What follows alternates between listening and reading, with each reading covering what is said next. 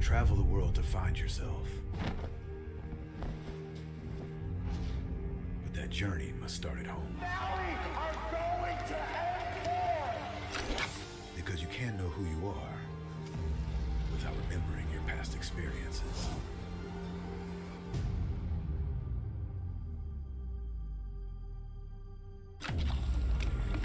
Basic is returning to Asia for his redemption. The BTK trio wants to prove M3 wasn't just a fluke, and Hoon looking to win back his fans. I got basically kicked, but they still call me traitor for, I don't know, for pursuing my dream. I thought living that comfort zone and then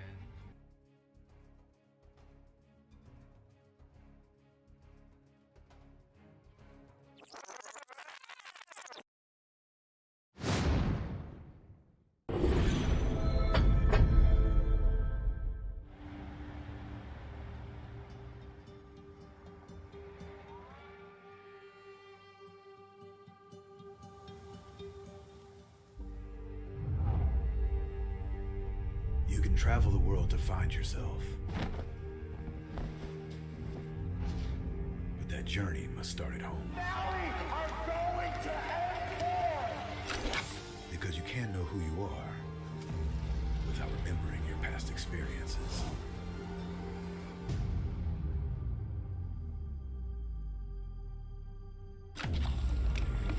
Basic is returning to Asia for his redemption. The BTK trio wants to prove M3 wasn't just a fluke, and Hoon looking to win back his fans. I got basically kicked, but they still call me traitor for, I don't know, for pursuing my dream. I thought living that comfort zone and then try new things was a better way for me to pursue the win.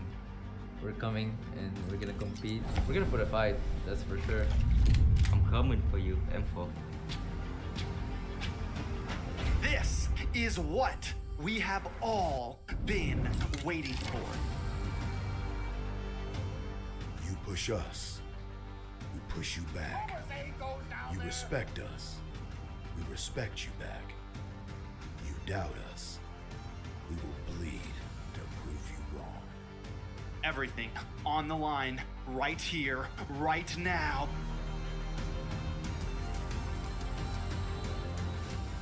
Definitely, they're not underestimating us as much as they did in M3. People probably see us and take us more seriously now, especially considering our accomplishment back then. I want to be the first in the world. I want to win a world championship. And the only way to really do that is day in and day out. There's no relaxing. You have to keep going. Here comes the Valley.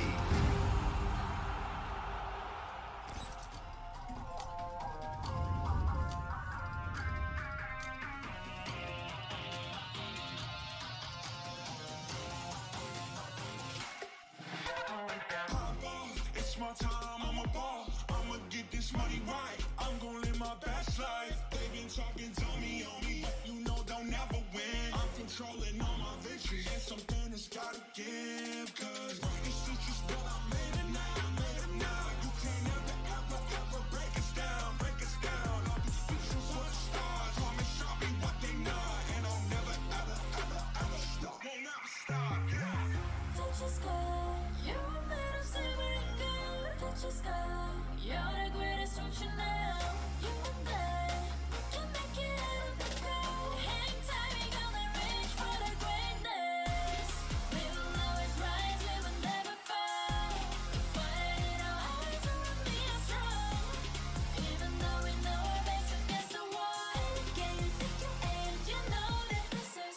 I've been down, been waiting so long. I'm here for the crown, I'm here to show off. Greatness time, just waiting to show y'all. This is your time to remember.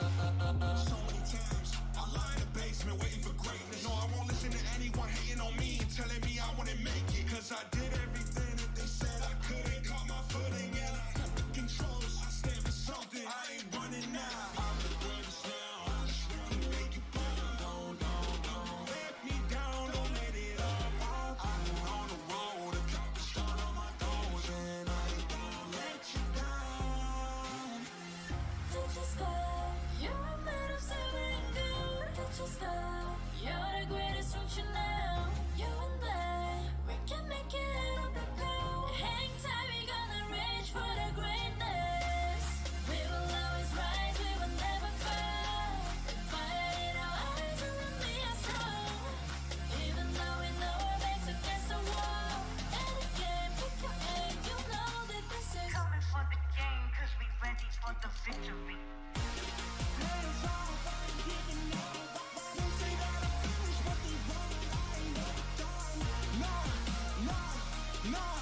going on. So turn it up, turn it up, turn it all the way up. Hands up, all you get your hands up, all you raise your hands up. Listen to what you feel and say. We gon' turn it up tonight. We gon' turn it up. We gon' turn it up.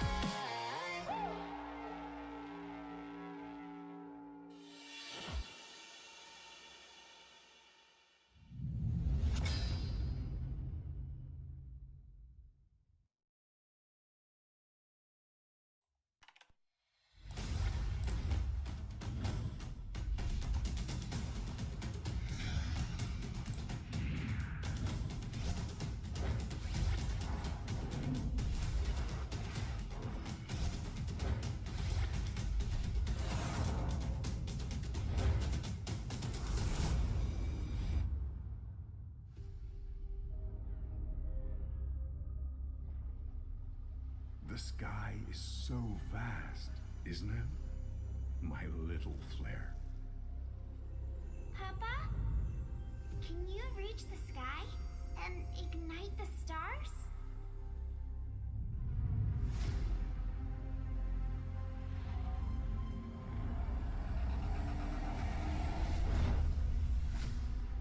Of course, honey bunch.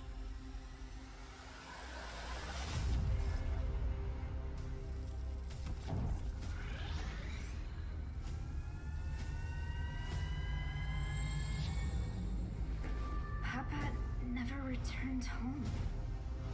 He's among the stars now. But what about me?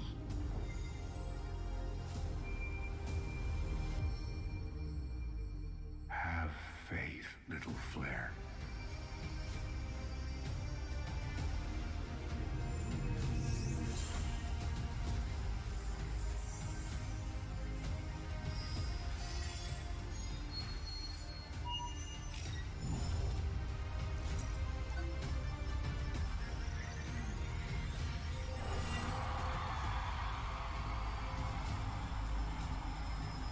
Now this is a wonder to behold.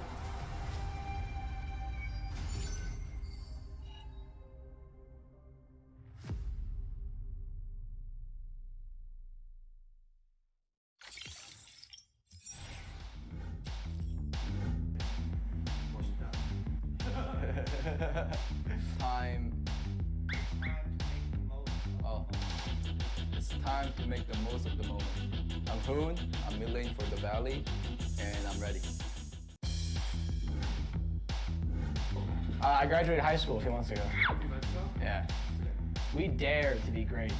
Dude, that's perfect. One more second. Hello, my name is Fly Chicken. I'm XP Lane from the Valley. Let's go.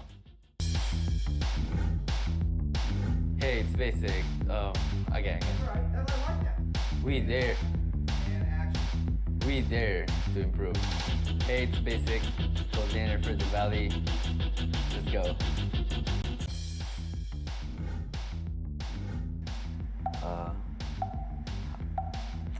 You say hi. Three wasn't good enough. There you go. One more time. Three wasn't good enough. One more time. You got a better one again. Hi, I'm Chuck. I'm late son for the Valley. Let's go. You see my chapped lips on the camera? Like here a little bit? Don't disrespect the US of A. One more. Hi, I'm Boba Zane, Jungle for the Valley, and we're ready. I want to fight Yahweh from the Eagle team for Philippines. Definitely RQ. They've done so much for Mobile Legends, and you could tell just by the amount of fans that they have. They've also been so driven. I mean, they've been in Mobile Legends for years and years and years, and they've always been pretty good. They've always, even when they weren't doing as well, even in this MPL, they bounced back in the second half of the season. And I have a lot of respect for them. They've brought a lot for Mobile Legends. And in the Philippines, it probably blacklist because they're actually the first team that, even after winning a World Cup, they just stayed driven, stayed focused, and now they're on their way to having a chance of getting their second World Cup win. Ladies and gentlemen, welcome back into the land of the Dawn. We are the Mobile Legends Scrim Academy, and today is an insane day. We are hosting the Faction Cup Tournament, which is going to be on the Mobile Legends Bang Bang North American Discord server. Not only that, but we are live on the Mobile Legends Bang Bang North America YouTube channel as well. So shout out to everybody tuning in today. My name is Wheezy. I'll be your host, and I'm excited to see these 7 teams compete, these 7 factions going up to see who can be the best out of the best, the #1 faction for North America. Let's take a little bit of a look at the schedule going forward today. We have 3 matches ahead of us, 6 teams competing. Match 1, we got the Minoan Empire going up against Special Faction in a best of 1. Then going on to match 2, Cadia Riverlands versus Azria Woodlands. And then we also got match 3, Ajelta Drylands versus the Barrenlands. So like I said, these are all best of 1s. Super excited to see them compete.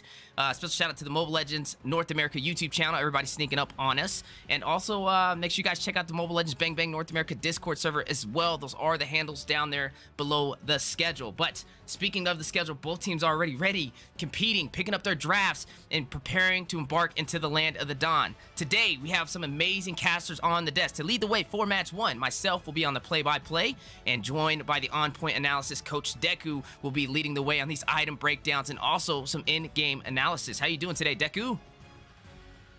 I'm doing great, man. Like you said, an exciting night ahead of us, right? It's gonna be the first time we'll be hosting an event of this caliber, the Faction Cup 5v5 tournament, brought to us from the Mobile Legends Bang Bang North American Discord server. And already right into the action as we are into the drafts, and we're already seeing some interesting things here go on.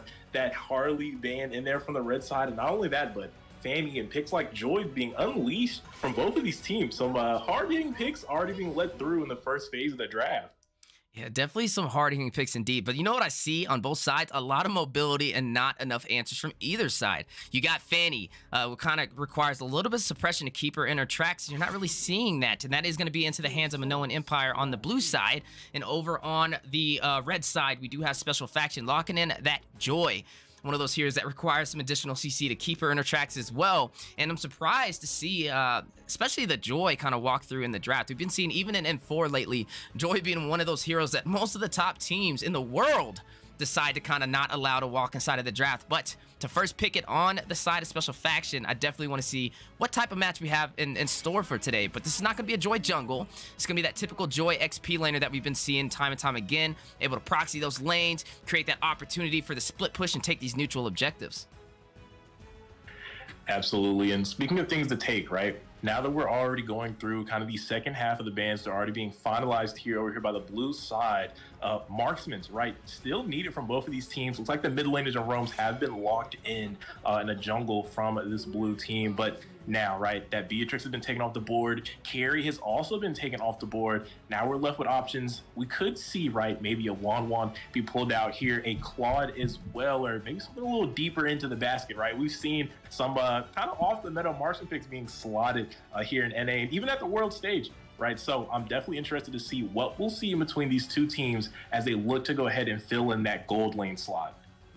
Now, looking at the side of Special Faction, they got that Atlas locked in. No Diggy on the board. Diggy was banned out by them. So some good Fatal Links are in store today. But you are going up against that Fanny, and one thing we know for certain, Atlas is not enough of an answer. Very hard time catching Fanny. It's like catching a fly, especially over there on an Atlas. But something I do like, right? 6, locking in that Fredrin. That beefier jungle has the disruption, the energy disruption to kind of cancel and keep those heroes from using those skills for a short amount of time. And just one of those more picked meta junglers so far. But looking at the side of Minoan Empire, it looks like they are finalizing their draft, and they're hovering over 2 marksmans, and I'm wondering if that's the way they really want to go about this, as they have a little bit of CC, right? You have the Curse of Blood over there by that Carmilla, and then you also have some support with that co-altar provided by Asian dude over on that Faramis. And then, to lock it in, we're going to see a Kaja. That is 3 supports on the side of Minoan Empire. Yeah, they definitely do have a lot of utility locked in, right? We do know the Cursed Blood links from the Carmilla, right, to help set up some of those team fights, and then the Cult Altar as well to kind of help in those prolonged team fights to kind of out-sustain the opposing side. And then with that Divine Judgment for those key pickoffs, which would be very nice, right, to fall into the hands of potentially Fanny with those Cutthroat and Steel cables in place out here in the battle. But like you said, a lot of utility, but do they have enough damage, right? They are going to be kind of on a ticking time bomb with the Fanny in the jungle. And then after that, it's kind of left into the hands of Brody to kind of get it done with those torn apart memories. And on the opposing side, kind of an even composition here. They have the late game. They have the utility for the team fights. They do have the CC and the mobility, as well as a great marksman there in the Leslie to kind of take over when needed in this match. And definitely an excellent point made indeed. When you are looking at the side of Minoan Empire, a lot of early potential, but the later this clock ticks, the closer we get to that late game, the harder it's going to be for them to prevail. So they need a swift finish, especially Fanny, one of those assassins who paves the way in the early game, running that high and dry, only really needing that Blade of Heptases to get online with the purple buff, and that may be the game plan today. But looking at their opposers, looking at Special Faction, they have that Sicilian. Time is in their favor. They can take this game slow.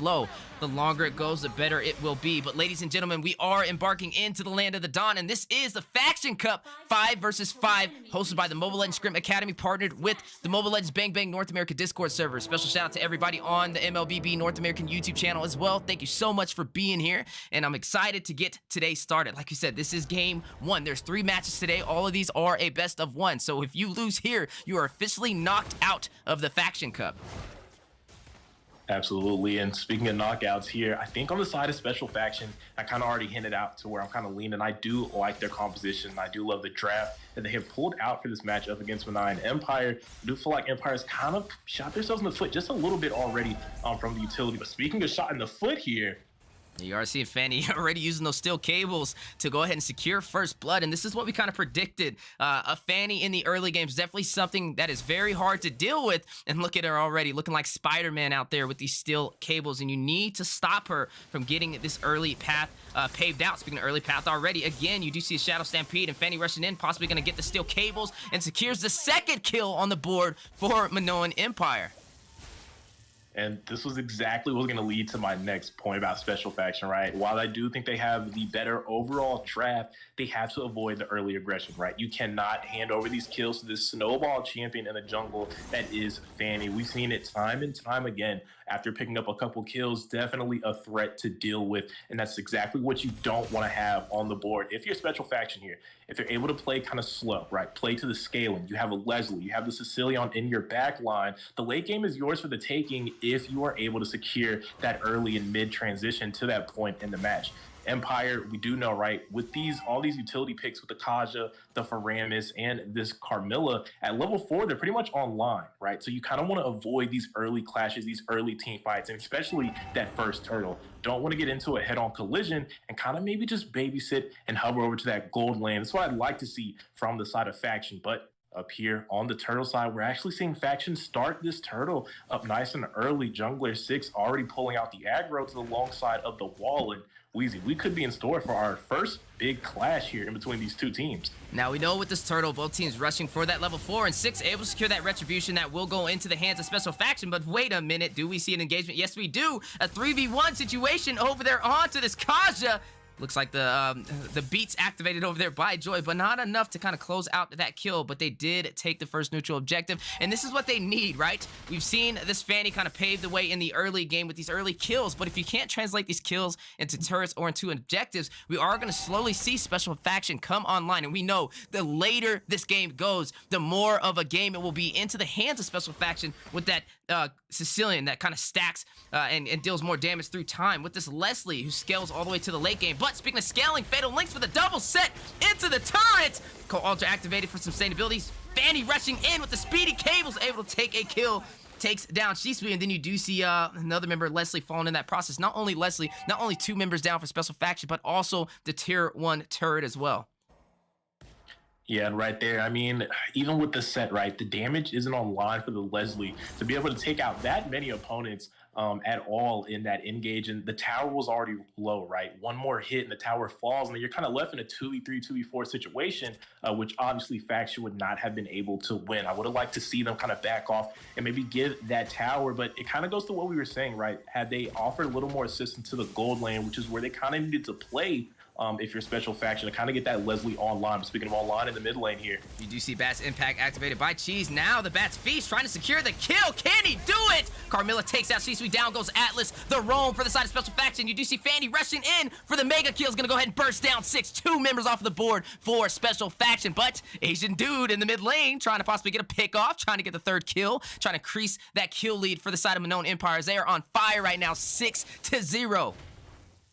absolutely on fire. And we spoke about Special Faction, right, in their win conditions, but Empire definitely getting it done with this Fanny pick, actually bringing it to life, able to find 4 kills nice and early, and a lot of that attributed to the high and dry, right, able to secure those kills, as we do see Fanny struggling to secure a little bit of those cables. But speaking of things secured, right, a couple items on the board for these teams. Clock of Destiny already picked up by the Faramis, the mid lane over there for the side of Empire, and then even the Genius one locked in by the Joy. But speaking of things locked in here, a little bit of utility being used. You do see Fanny rushing in, taking all of the cheese, and down goes Sicilian. But wait a minute, a quad fatal links.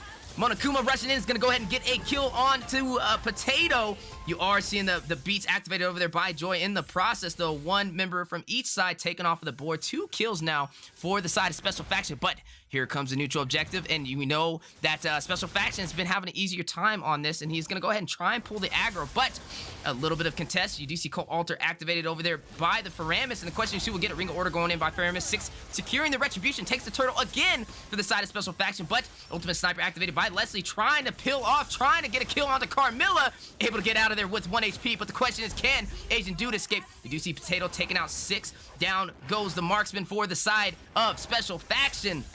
And man, oh man, even though the kills are leaning into the side of Unknown Empire, these objectives are leaning into the favor of Special Faction. And right now, we're seeing an answer to the Fanny. After being able to secure that turtle, and not just a turtle, but a little real estate onto that blue buff, now Fanny, who has been kind of a menace to Faction, will be slowed down a little bit without that blue buff. But here comes Fanny in the mid. Oh, I think Fanny heard you and said, okay, you think so? Let me go ahead and get Leslie real quick. Go ahead and sharpen those blades, and that's another kill into the hands of this Fanny, not even with the blue buff, and that just shows how impressive the micro is, right? Now, like we said, as the later this game goes, 6 minutes in, still in the early phase, slowly trickling into the mid-game, Fanny will slowly fall off. So the whole mission is to get that blue buff, go in for these kills, create the opportunity to take these neutral objectives.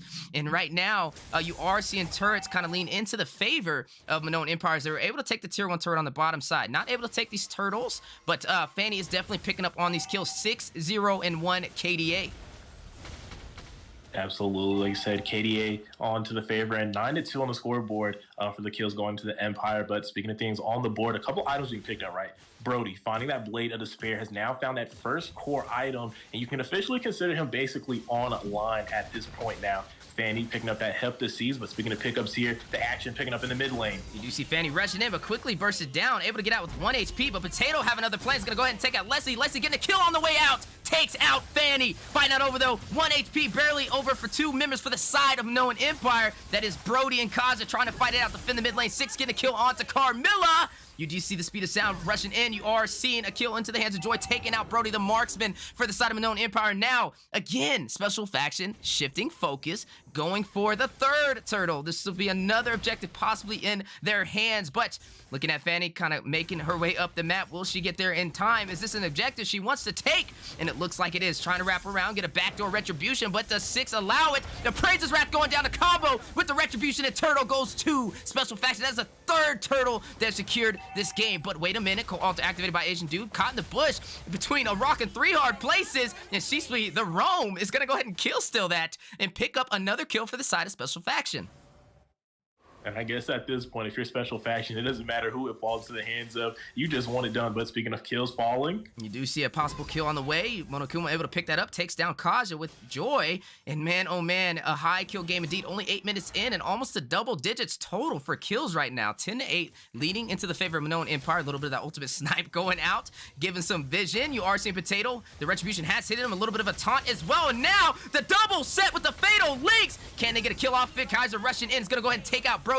The Marksman taking out the Marksman. Find out over there. Praise's Wrath connecting on to this Carmilla, and down she goes. That is 2 members off the board for the side of Unknown Empire. And like we said, the later this game goes, the more you're going to see Special Faction get online. And this is exactly what we are seeing today. Now, 10-10.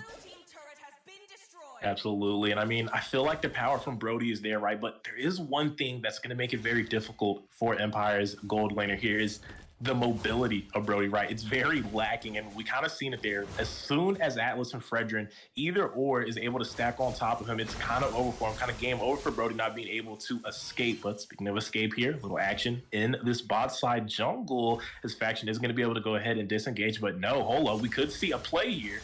Yeah, possible play on the way. You do see the stacks over there by Brody. Maybe a possible torn apart memories on the way. But a double fatal links. You do see Six getting a kill onto Fanny. Down goes the jungler for the side of Known Empire. Batchfeast activated. You do see the double kill by Asian Dude taking out She Sweet. Cheese getting a kill onto Carmilla. Sicilian taking out his dynamic duo.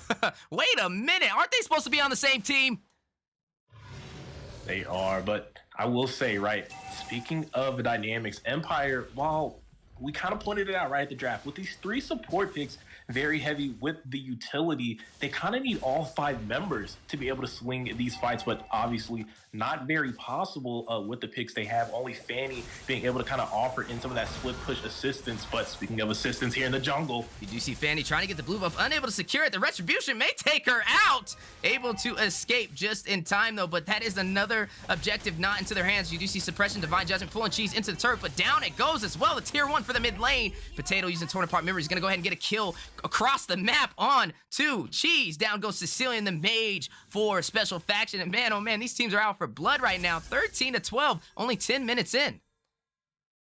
Absolutely, man. Like you said, definitely out for blood. A very high kill game in between both of these teams. Kind of even on the board there, but gold obviously going to the favor of Special Faction. Speaking of teams going to the favor of in the top side, you see a possible clash on the way. Deciding to disengage, but can they get out? Looks like they will. You see Leslie in a good position now. But over on the mid lane, you are seeing the tier 1 turret fall into the hands of Brody. Some good macro, some good awareness in terms of the separation for where the members are for the side of Special Faction. And that is a turret that's going to allow a lot of real estate to be open for the taking. But speaking for the taking, she's trying to go in for a possible set. Decides to disengage, but Curse of Blood going in over there by Carmilla. You do see an engagement on the top side. A 3v4 situation now turned into a 4v4. Fanny resting in with the steel cables. Asian Doll taking out C-Suite. Fanny taking out Cheese. That is 2 members off the board for Special Faction, but the fight is not over. You are seeing 6 get a kill on to Kaja. Down he goes, and that is a 2-for-1 trade, and now both teams deciding to disengage. But man, oh man, the pressure's definitely in the hands of the Minoan Empire.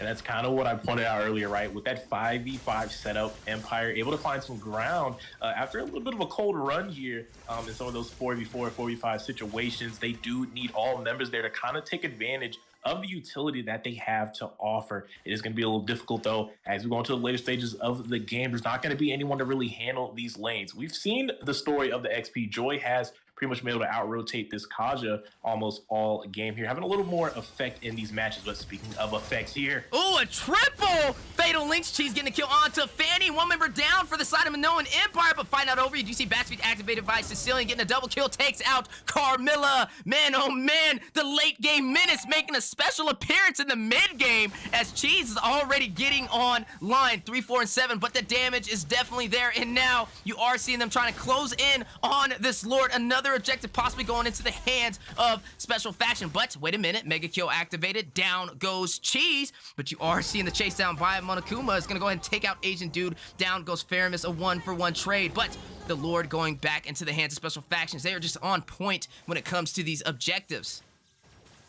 Absolutely, and speaking of on point, that XP, Joy getting it done, finding these backline members and looking to do it again right now as they are starting to close in on that red buff Special Faction, able to find some real estate. But speaking of finding things, looks like the fight's not over here in the jungle. You are seeing both sides deciding to possibly engage. Can still play on its way, maybe, maybe not. But one thing they do have is Luminous Lord pushing on the bottom side, and now all you have to do for the side of Special Faction is sink these lanes. We see time and time again teams not making the most out of these neutral objectives, and they have not pushed in the top side, which means the tier 1 turret will not fall. But speaking of falling, you do see Atlas resting in, only getting set onto Potato on the altar to respond to it. You are seeing Kazi get a kill onto Atlas on the heavy aggression. Potato taking out the Leslie. That is a kill into the hands of Brody. Ring of Order activated by Kaza in this play, though, and you are seeing 6 get a kill, a double kill from Monokuma taking out Carmilla, a triple kill taking out Asian Dude, and a Maniac taking out Kaja. Ladies and gentlemen, that is a full wipeout for the Minoan Empire. Not only a full wipeout, but they have Lord now pushing crashing into the Nexus, and I think this may be game. You don't see anybody spawning in time to be able to contest it, and yes, indeed, that will be all she wrote for the Minoan Empire. A special faction takes the game. Victory! And I mean, wow, right? That's the first match of the night, and we're ending off with a Maniac and a Luminous Lord push to go ahead and take out these teams. But speaking of taking out, let's take some time to kind of go over what led to that victory, right? We've seen what kind of happened with the draft, right? So much utility from a Nine Empire there, but just not enough firepower, not enough damage to kind of get it done. And we've seen it. I'd like to compare it maybe to a firework display, right? A lot of fancy couple poppers here and there, but it fizzes out really quickly if you're able to contain it in those team fights. And we've seen it there in the last one as Joy was able to pop off with a Maniac and go ahead and secure that victory for their team. Man, oh man, what a game indeed, and definitely a very impressive match. I don't know. It looked like it was in the favor of Minoan Empire, but these neutral objectives, you have to have a game plan for that, and it looked like Special Faction was in line the entire time. And then Joy with the Maniac. Come on now. That's a way to start the Faction Cup, man. That's insane. I'm excited to see what these teams bring to the table, but maybe banning out that Joy. We see it banned from time to time again over in M4, and I think that might be the reason why. Is if one time we see it slip, we see a Maniac, and definitely an impressive play indeed. But speaking of impressive, ladies and gentlemen, that is not all. This is the Faction Cup. This is the Mobile Legends Bang Bang North American Discord Tournament. And we just finished match 1 into the hands of Special Faction, taking down the Minoan Empire. But next on the board, we still have 2 amazing teams ready to compete. We have Cadia Riverlands going up against Azera Woodlands. And then to finish it off today, we got Agelta Drylands versus the Barrenlands. So definitely don't go nowhere. Grab some popcorn, get some drinks, maybe start practicing a little bit of Joy so you can get a Maniac in the Land of the Dawn. And we'll be right back with you guys for Game 2.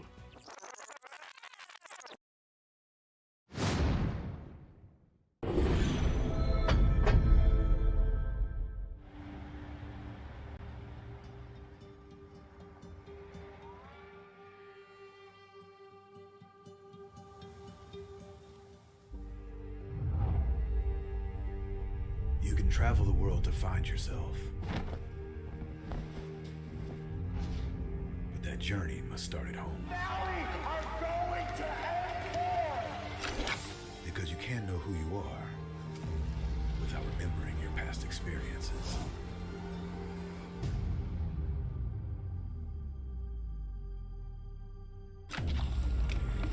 Basic is returning to Asia for his redemption.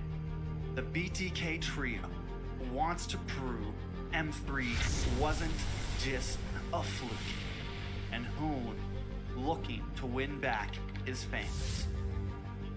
I got basically kicked, but they still call me traitor for, I don't know, for pursuing my dream. I thought living that comfort zone and then try new things was a better way for me to pursue the win. We're coming and we're gonna compete. We're gonna put a fight, that's for sure. I'm coming for you, M4. This is what we have all been waiting for. You push us, we push you back. You respect us, we respect you back. You doubt us, we will bleed to prove you wrong. Everything on the line, right here, right now.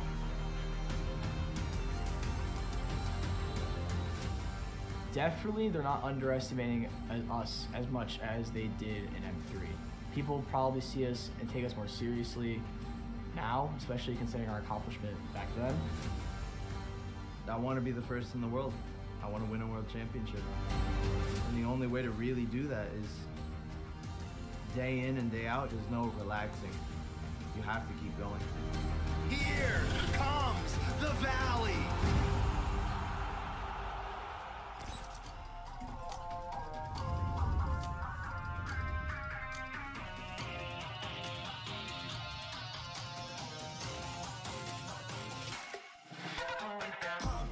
It's my time, I'm a ball. I'ma get this money right. I'm gonna live my best life. They been talking to me on me, but you know they'll never win. I'm controlling all my victories, and something has gotta give. Cause it's just but I made it now, you can't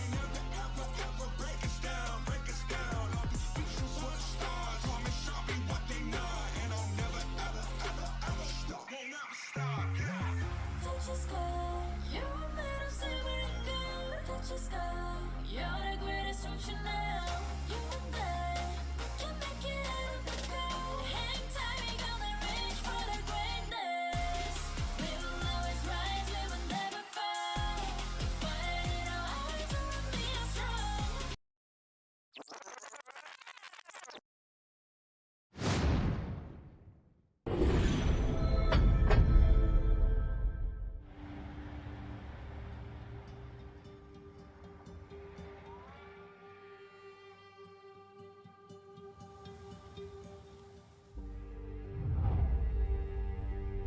You can travel the world to find yourself. But that journey must start at home. Because you can't know who you are without remembering your past experiences.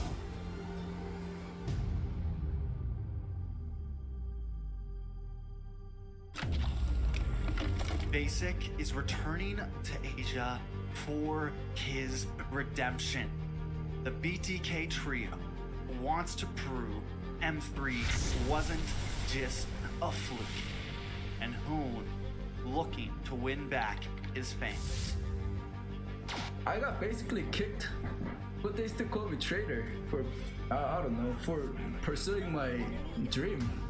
I thought living that comfort zone and then try new things was a better way for me to pursue the win. We're coming and we're gonna compete. We're gonna put a fight, that's for sure. I'm coming for you, M4. This is what we have all been waiting for. You push us, we push you back. You respect us, we respect you back. You doubt us, we will bleed to prove you wrong. Everything on the line, right here, right now.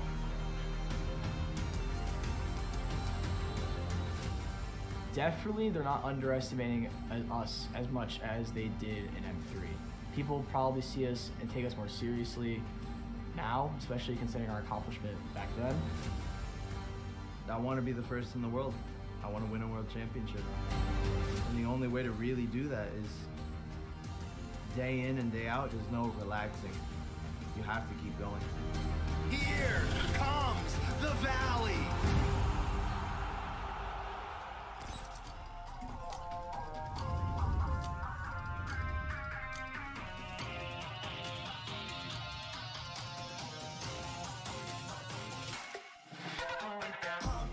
It's my time, I'm a ball. I'ma get this money right. I'm gonna live my best life. They've been talking to me on me, but you know they'll never win. I'm controlling all my victories, and something has gotta give. Cause this is just what I made it now, made it now. You can't ever break us down, break us down. I'll be speechless for the stars. Promise I'll be what they not, and I'll never ever stop. Won't never stop, yeah. Touch the sky, you're made of silver and gold. Touch the sky, you're the greatest, don't you know? You and I can make it out of the cold. Hang tight, we gonna reach for the greatness. We will always rise, we will never fall. Fire in our eyes, and we are strong. Even though we know our backs against the wall. Can you take your aim? You know that this is. I've been down, been waiting so long. I'm here for the crown, I'm here to show off. Greatness time, just waiting to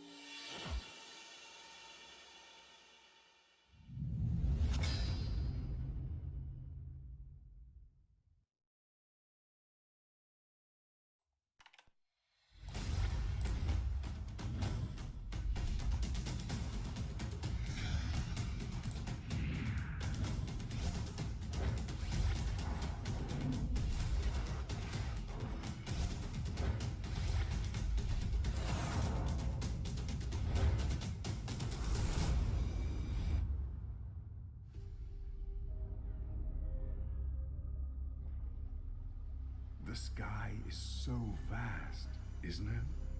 My little flare. Papa? Can you reach the sky and ignite the stars?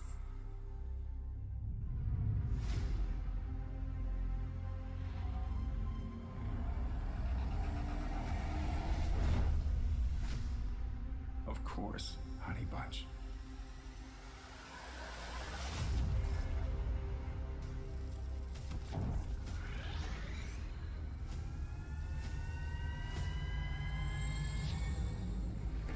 Papa never returned home. He's among the stars now. But what about me?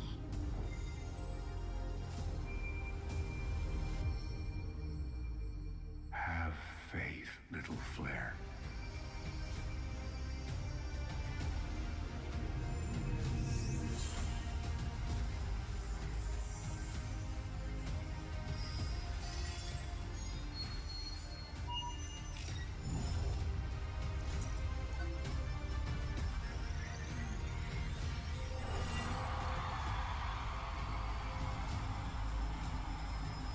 Now this is a wonder to behold.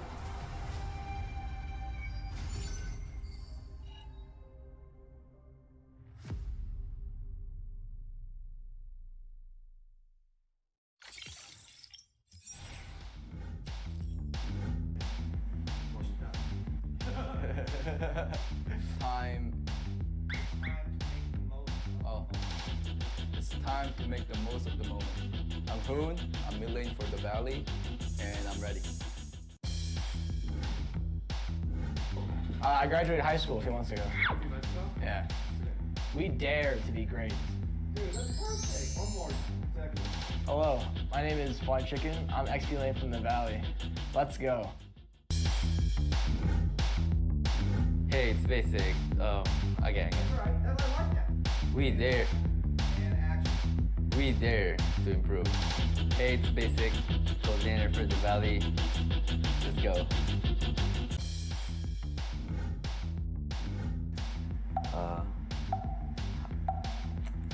Say hi. Hi. 3 wasn't good enough. There you go. One more time. 3 wasn't good enough. One more time. You got a better one again. Hi, I'm Chuck. I'm late son for the Valley. Let's go. You see my chapped lips on the camera? Like here a little bit? Don't disrespect the US of A. One more. Hi, I'm Moba Zane, Jungle for the Valley, and we're ready. I want to fight Yahweh from the Eagle team from Philippines. Definitely RRQ. They've done so much for Mobile Legends, and you could tell just by the amount of fans that they have. They've also been so driven. I mean, they've been in Mobile Legends for years and years and years, and they've always been pretty good. They've always, even when they weren't doing as well, even in this MPL, they bounced back in the second half of the season. And I have a lot of respect for them. They brought a lot for Mobile Legends. And in the Philippines, it probably blacklist because they're actually the first team that, even after winning a World Cup, they just stayed driven, stayed focused, and now they're on their way to having a chance of getting their second World Cup win.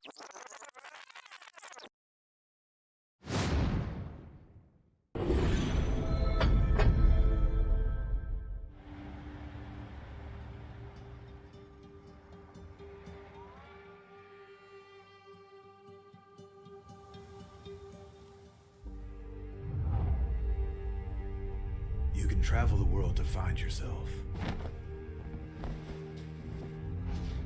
But that journey must start at home. Valley are going to end war!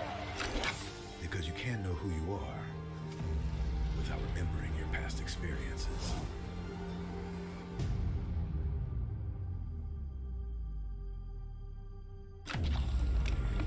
Basic is returning to Asia for his redemption. The BTK trio wants to prove M3 wasn't just a fluke. And Hoon looking to win back his fans. I got basically kicked, but they still call me traitor for, I don't know, for pursuing my dream. I thought leaving that comfort zone and then try new things was a better way for me to pursue the win. We're coming and we're gonna compete. We're gonna put a fight, that's for sure. I'm coming for you, M4. This is what we have all been waiting for. You push us, we push you back. You respect us, we respect you back. You doubt us, we will bleed to prove you wrong. Everything on the line right here, right now.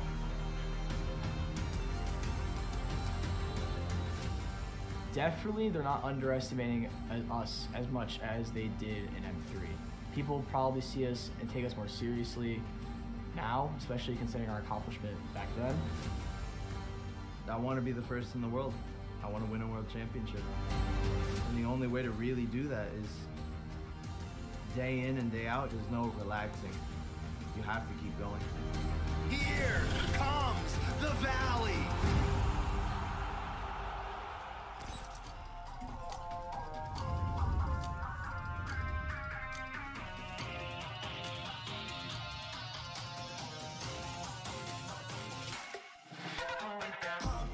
It's my time, I'm a ball. I'ma get this money right. I'm gonna live my best life. They been talking to me on me, but you know they'll never win. I'm controlling all my victories, and something has gotta give. Cause this is just what I made it now, You can't ever break us down, I'll be speechless for the stars. Promise I'll be what they not, and I'll never ever stop. Won't never stop, yeah. Touch the sky, you're made of silver and gold. Touch the sky, you're the greatest, don't you know? You and I can make it out of the cold. Hang tight, we gonna reach for the greatness. We will always rise, we will never fall. Fight in our eyes, and we are strong. Even though we know our backs against the wall. Can you take your aim? You know that this is. I've been down, been waiting so long. I'm here for the crown, I'm here to show off. Greatness time, just waiting to show y'all. This is your time to remember. So many times I lie in the basement waiting for greatness. No, I won't listen to anyone hating on me and telling me I wouldn't make it. Cause I did everything that they said I couldn't. Caught my footing and I got the controls. I stand for something. I ain't running now. I'm the greatest now. I just wanna make it better. Don't let me down. Don't let it all fall. I've been on the road, accomplished all of my goals, and I ain't gonna let you down. Touch the sky, you're made of silver and gold. Touch the sky, you're the greatest, don't you know? You and I, we can make it out of the cold. Hang tight, we gonna reach for the greatness. We will always rise, we will never fall. Fire in our eyes, and we are strong. Even though we know our backs against the wall. Ladies and gentlemen, welcome back to the Land of the Dawn. We are the Mobile Legends Scrim Academy, and we are on the 5 vs 5 Faction Cup tournament hosted by the Mobile Legends Bang Bang North American Discord server and live on the Mobile Legends Bang Bang North America YouTube. How many times did I say Mobile Legends Bang Bang? Find out now and get a possibly free epic skin by Master Rim, who will be casting today. But as we are jumping into the match, a little bit of a breakdown at the schedule. We did see the Minoan Empire go up against Special Faction in a best of one. Special Faction with the Maniac over there on Joy was able to secure that victory and move on. Next, we have Cadia Riverlands going up against Azria Woodlands in a best of one for match 2. And to finish out the day, Jelta Drylands up against Barrenlands. Like I said, this is the Mobile Legends Bang Bang Scrim Academy, but we are partnered with the Mobile Legends North American YouTube channel and the Mobile Legends Bang Bang North America Discord server, who is hosting the Faction Cup.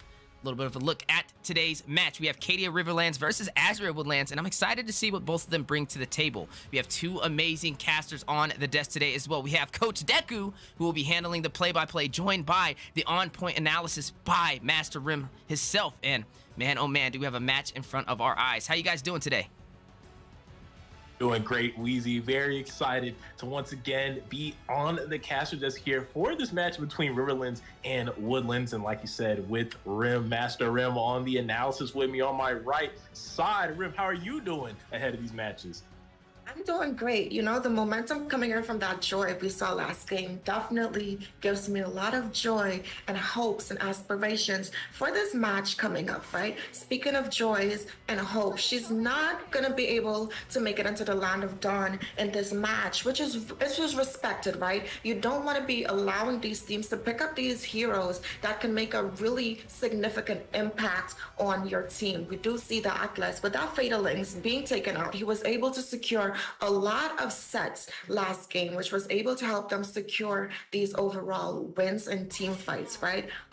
Looking at things that's being let true, though, we do see the Leomord and the Martis on the board here, right? And locking in that Lunox, that Burst Mage, going up against that tanky composition that we're seeing on the blue side here, right? They have the Fedrin, they have the Lapu Lapu, so she's definitely one of those mages that can either play on the offensive if needed to burst them down, or play more defensive with that Brilliance ultimate that she has there. Speaking of defense, we do see the Florin and Vexana being picked up. How are you feeling about this draft so far, Coach Deku? I mean, when you were going to go ahead and let me get back on here, I was about to say this is kind of what I'm more used to as far as these pick and bans, and then here comes the curveball, right? The Vexana and Florin being locked in up against this Monsters comp that we are seeing from the red side. I don't know what the plan here is. Maybe these are some comfort picks, right, that we aren't really aware of from these two players. But I have to say, if I'm the blue side, I'm a little scared.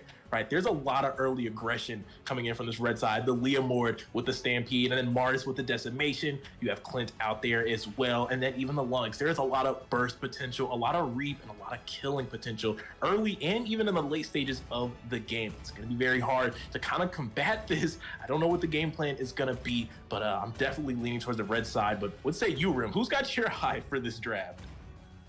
Definitely, I'm gonna agree with you with the right side as well, because looking at the enemy's draft, right, locking in that Vexana as a mage, yes, they have the heavy frontline presence coming in from that Fedrin as well as the Lapu Lapu there, right? I probably would have opted in instead of using that flame shot for a flicker or even a sprint here, right? Because it's like you said, they have the Lunox, they have the Leomord, they have the Martis, all heroes that you can really dive into, and it's kind of hard to punish them out, right? And they don't really have these heroes that can like stop that initial burst, right? But I will say though, they definitely have a lot of crowd control coming from the side of Riverlands here. That Terrified coming in from Wings on this Vexana, as well as the utility and extra zoning that's going to come out from that ultimate coming out from Vexana there is definitely going to be a major impact when paired up with the CC coming in from this walking Petrify, this walking taunt that we know as the Fredrin. And to top this all off, they do have the sustainability coming in from the Florin, which we've known that has gotten that recent buff, right? Whichever heal now, she's able to give her team a little more shield and revamp. So while this side of Woodlands does have that heavy dive composition, they have the sustainability to back it up and kind of, you know, give that extra edge and support for them to sway into these team fights. Absolutely. And speaking of team fights, got a little action going on over this Litho. A couple of members joining up. Ages being wasted from the side of Riverlands, but both sides able to kind of disengage there. Not going to lose any members ahead of that Litho take. Absolutely. And I love the passive play that you're seeing from both teams, right? They're kind of roaming together. They're helping out their junglers, which is what you want to see, right? Looking at these games, playing in these win conditions here, I definitely do think the side of Woodlands, as soon as they're able to get their power spike at level 4, as they have to capitalize off of their early game composition, right? They have the ability to secure these pickoffs and engages. They have the Edith that can kind of dive in, and we see that happening here in the top side. Here is the three-man barrage coming out from Woodland. Stampede and Clint with the passive going in, and now the stun from Brody looking to disengage on that fight. Edith now taking some of that turret damage, gonna find the knockup, but taking a lot of true damage from the tower is gonna make that a trade. Brody is gonna find the Edith, as Clint is also gonna secure the kill on Brody there. 1-for-1 trade in between these two teams on the top side.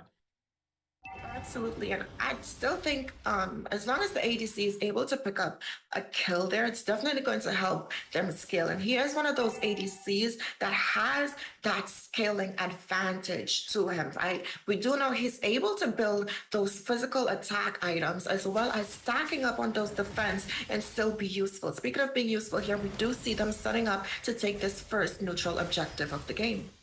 Absolutely. Lapu Lapu being distracted here by this Martis with the Mortal Coil is going to be forced to use that Brave Fire stance. Steve is going to find the turtle there, but hang on. Lord damage coming in from Wings is going to give Wings to Martis as he's going to get sent up here to the caster's desk with us as the turtle does get picked up by Woodlands, though, and a kill falling to the side of Riverlands. Early skirmishes in between both of these teams. Which is definitely not the place where he wants to be, right? On this caster's desk. But speaking of, we do see some items being picked up here. A lot of physical boots coming in. Speaking of things getting physical. We're seeing the combinations come in as Lunix is going to find the kill on Brody here. He's now sitting 1 and 2. A little bit of struggle here in the early game, but we could see the retrade here as members from Riverlands is looking to find Woodlands in the river here. Here comes Fredrin with that stun here in the river, trying to find a pick, but no, Lunix going to be able to disengage here in that fight. No trade for the side of Riverland. That's what it goes back to what I was saying, right? In the draft here, they definitely have the composition where they can capitalize on this early game, and we're seeing them play the cards that they've been dealt really beautifully, right? And again, looking at this Lunox pick, she has the ability to play on the offensive and still be defensive. We did see that Brilliance ultimate coming in there, being able for her to escape that engage coming through from the Fredrin, right? But I will say, looking at the side of Woodlands, they have the Clint, and we all know he's been buffed, so he's going to be able to scale. He's sitting pretty well compared to the Brody, right? He is 2-0 right now, and he is building into that endless battle, which is definitely going to help him be able to secure some more damage. Speaking of damage being secured there. The Stampede coming in as they're looking to take down Steve Martis with the Mortal Coils. Not going to be able to find anything, but here comes Wings with the Vex on a terrifying the Lord knockup. Going to find this Leo Mord, and now we are seeing a little bit of trade here. They are going to go ahead and break the fight again. Both of these teams going in for a lot of aggression, but kind of calling off, not looking to lose any members for no real gain on the map, and that's kind of what you like to see. Absolutely, and I wanted something that's been very interesting, right? Looking at this Vexana, I'm focusing on the mages here because they are who you want to focus on, right? In the early stages of the maps when they're setting up for these objectives. And Wings on this Vexana, even though she has the utility coming in, right? That Lord is able to be another frontline presence for the side of Woodlands to have to kind of dance around, right? And when they try to avoid the damage coming in from that Lord, they still have to worry about Steve on this veteran as well as Hendrix on this Lapu Lapu here. But we do see them setting up for the turtle. Maybe Steve is going to come in for this retro steal. No, Eli going to be able to pick that up without too much contest there, but hang on here. Riverlands and Woodlands, a little bit of action there in the top side. No one's going to get caught out here, though, but we could still see a gank. 3 members from Woodlands in the top side, 2 in the bush, and there goes the Dark Bolt from Lunix, comboed in by the Edith. That kill is going to fall to the side of Woodland. Brody now 1 and 3 as the goal lane is easily going to the side of Woodlands. A concealed play now. Terrify out from Vexana. Clint still looking for a play here, but he might have overstayed his welcome. He's going to be able to immobilize Steve here. I don't know what's going on with Steve. He's getting caught out here, but there goes the Lord. Knock up to go ahead and cover his presence there in the fight as Wings is going to go ahead and find a kill on Edith. Now Clint being set back. Appraiser's left, taking him low, and then there's the flame shot from Vex on a target acquired man down from Woodlands in the top side. Now, I did say I would have preferred if she opted in for that flicker or that sprint, but she's definitely proven me wrong and telling me, Rem, this is why I chose to go for this flame shot here. Speaking of flame shot, she was able to lock in that clock of destiny there. Clint already building into that endless battle, definitely has that damage to go up against the Brody, who's not faring so well in this early game, right? He does have that Blade of Heptases, but I don't know if that's going to be enough damage to help him dish out to the side of Azra Woodlands here. Speaking of damage being dished out, we do see some little engagement and clashes here in the bot side, but I definitely do think Riverlands has to help their Brody in this top side, right? Clint is one of those marksmen that can wreak havoc in the mid game, so they definitely have to put some attention up here. Speaking of attention. We're seeing the clash up here in the top side jungle. Steve in the fray here, looking to catch out this Edith. There goes Primal Wrath. Is going to be enough to secure the disengage? No, Brody gonna go ahead and take down the Edith. That's a 1-for-0 trade in the side of Riverlands. Brody able to finally find a little bit of a mark here after struggling in this early laning phase. And you can see it here on the replay. A lot of the action that we've been seeing tonight, even from the last match there in between Empire and Faction. But on for tonight in these matches here, we are still seeing that same theme, a lot of action here as Woodlands and Riverlands are battling it out. And right now we're seeing what happens when the water meets the wood ahead of this turtle fight here. Leomord looking to contest us with the momentum, but no, Appraiser's Wrath and Retribution from Steve gonna go ahead and pick that up without much contest from the side of Woodlands. Terrified though, coming out now, Steve looking to land the energy eruption, not gonna be able to find it just yet. Not enough crystals there, as they were looking to layer in some of that CC, but look at this bush here, look at the Lunox. Maybe waiting for the call here, definitely looking like she wants to go for the burst. Hasn't found anything just yet, but now the members are stacking in, and there goes the Lord, looking to go ahead and find the kill on Clint. That is the gold laner down from the side of Woodlands, and now a 5v4 looking to transition to the mid lane as the Terrify is going to find Leomord. He's going to get taken down out by Florin, the healer becoming the killer out there in the mid lane matchup. Mart is coming through with the Mortal Coils, but they're going to have to give up this tower. They don't have any members here to really defend down in the numbers. Minions being cleared out, and with another wave coming in, this is going to be an easy mid-tower transition for the side of Riverlands. It's going to be an important objective there, but fight may not be over here. Mart is overstaying his welcome, going to get caught by the Terrified, and Lapu is going to find that kill, and they're looking to claim more real estate. Here comes the stun from Hendrix, but now the members of Woodlands starting to stack back up, but not before the tier 2 tower is going to get taken down as well. That's 2 mid-towers taken down from Riverlands within a matter of seconds. See, and that's all it takes for the tide of battle to switch into their favor, right? We do see Brody being able to pick up that Blade of Despair. And even though they had an early aggression in his lane, as for Woodlands allowed the side of Riverlands to pick up these core items, we do see Vexana building in that Genius Wand as well. So securing more early game damage as well as penetration, right? And we do see some more sustainability coming in from Florin with that fleeting time. But that Leomord was not able to sustain that damage as he was taken out there in a top side. And if you look at your winning conditions here, right, Azure Woodlands, they definitely had the best idea in heart, right? They focused that gold lane. However, they were not able to make that capitalize anywhere else on the map, right? I would have preferred and liked to see them do a lane swap. They had the advantage. They had the ability to, right? The Brody was behind. He would not have been able to sustain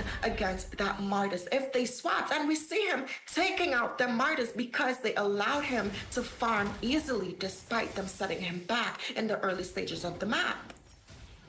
Absolutely. And speaking of stages of the map here, a lot of security has been slotted from the side of Riverlands. They're currently up, right, 4-0 in the towers. Woodlands hasn't been able to find a single tower from the side of Riverlands, and now Riverlands making quick work of this Lord. They know they do have the map control. There will be no contest from Woodlands. It's going to be the first Lord falling to the hands of Riverlands. They are now starting to look their attention to go ahead and potentially sink these waves. That's definitely something that they have to do. They have the pressure, right? Like I mentioned, Wings with this Vexana offering some more frontline presence with that ultimate, as when you look at the Florin as well, right? To be able to heal the team, and not only the team, but healing the Lord coming in from Wings on the Vexana as well. So they have 2 Lords that they have to worry about with this Lord engage push here. But like you said, it definitely comes down to how these teams sync these lanes. We do see them leaving the top side though. I'm not sure if that's in their best interest. Maybe they have an answer for it, right? Or we're gonna see this Lord here just being allowed to be cleared in this mid lane without any engage, or maybe an engage is gonna come up here.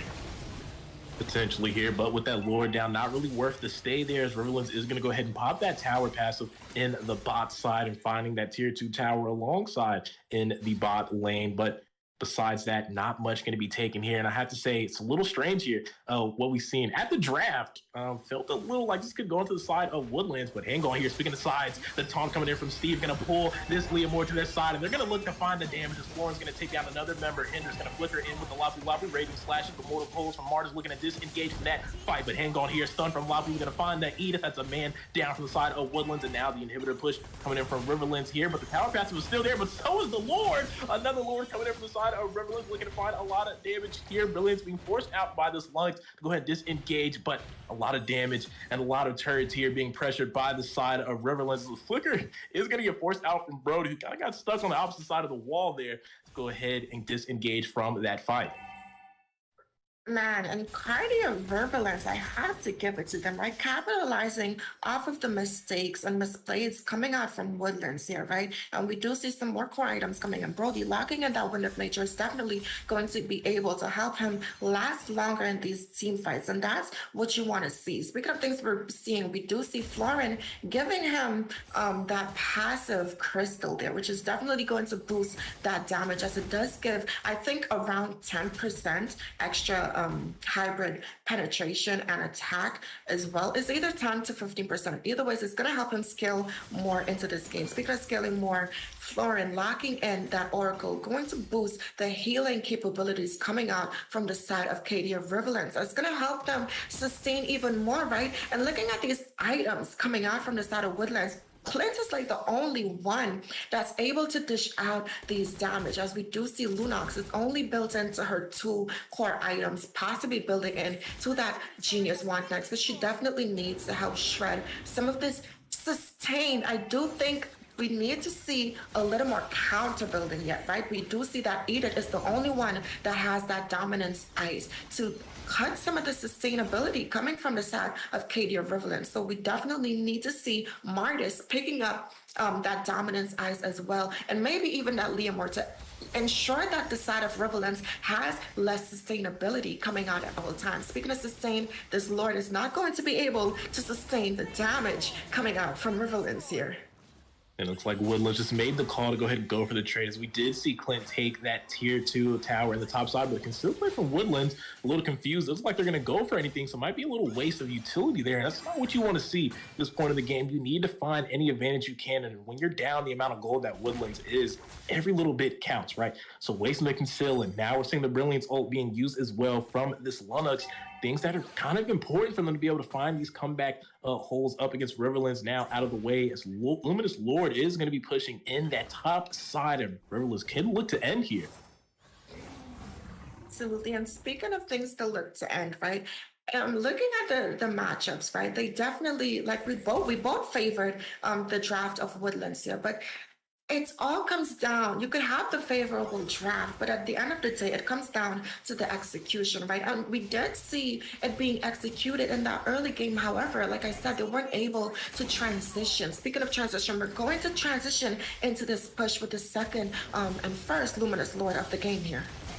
And there goes the charge. Inhibitor tower on the top side is down. Stampede going to be called out from the side of Woodlands here, but it looks like Riverlands is going to look to still claim some territory here at these inhibitors. They might look for the bot side, and yes, they will. As Steve is going to go ahead and look to lock into the tower, but a lot of damage, a lot of poke coming out from the side of Woodlands to go ahead and fight back. There goes the Bloom from the floor, and Brave Fighter Stance was entered in by Lapu, and here comes the defense from the side of Woodlands. Flicker in from Edith, not going to find any members. They're going to get met by instant CC as Brody is go ahead and take down that kill. That's 2 members down from the side of Woodlands up against the 5-man front of Riverlands, and with another mini wave inbound, they can look to end it here. Hendrix locking in, but there goes Steve looking for the Clint, and they're going to go ahead and burst down this Nexus, as Riverland will take the match up against Woodlands.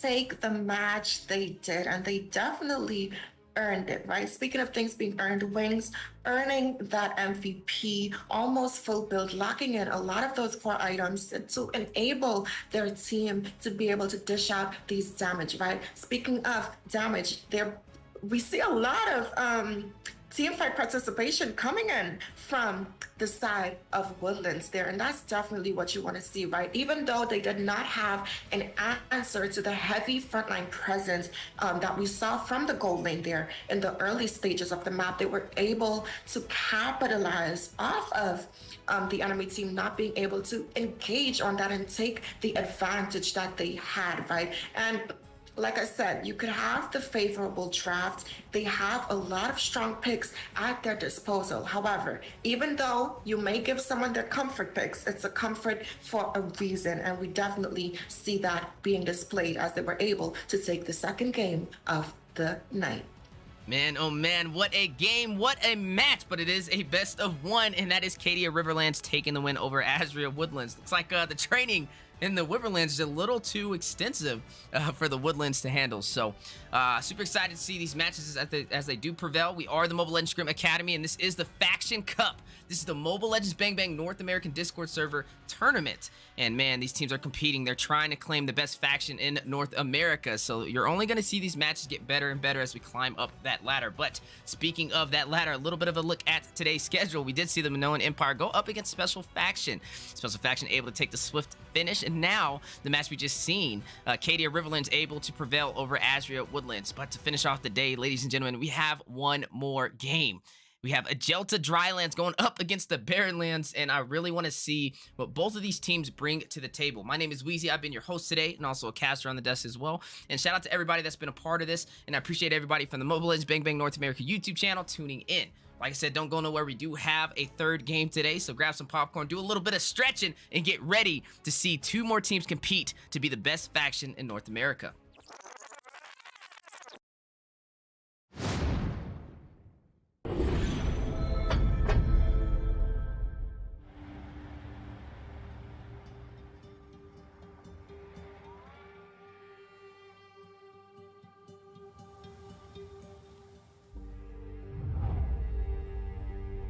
You can travel the world to find yourself. But that journey must start at home. Because you can't know who you are without remembering your past experiences.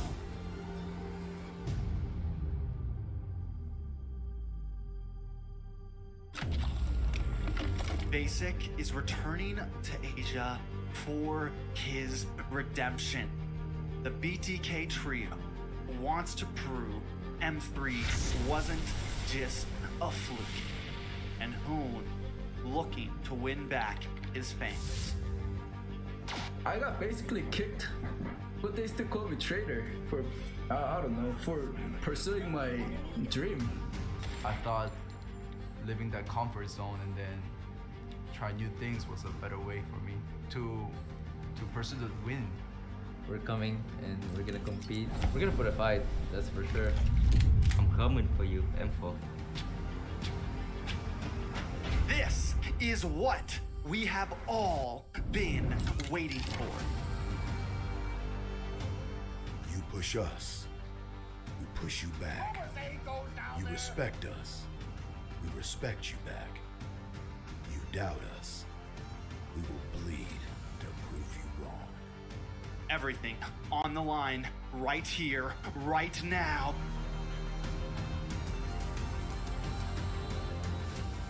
Definitely, they're not underestimating us as much as they did in M3. People probably see us and take us more seriously now, especially considering our accomplishment back then. I want to be the first in the world. I want to win a world championship. And the only way to really do that is day in and day out. There's no relaxing. You have to keep going. Here comes the valley.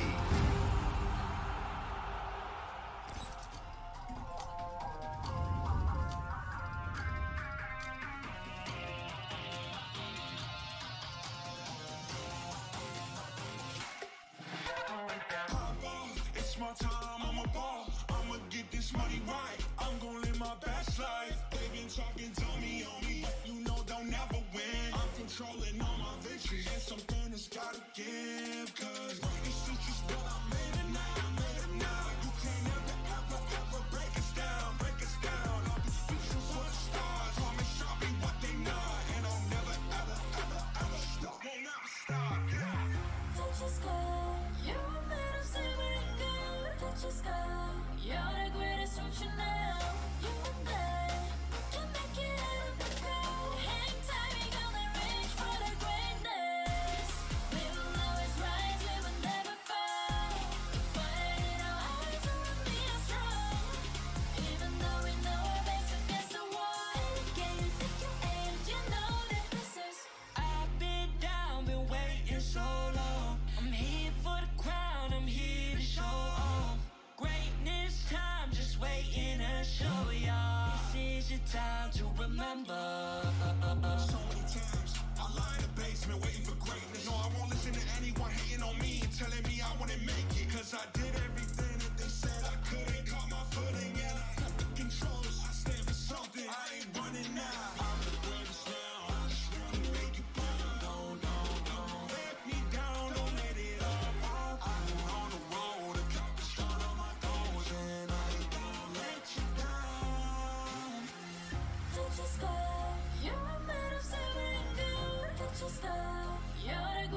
destruction now. You and I, we can make it out of the cold. Hang tight, we gonna reach for the greatness.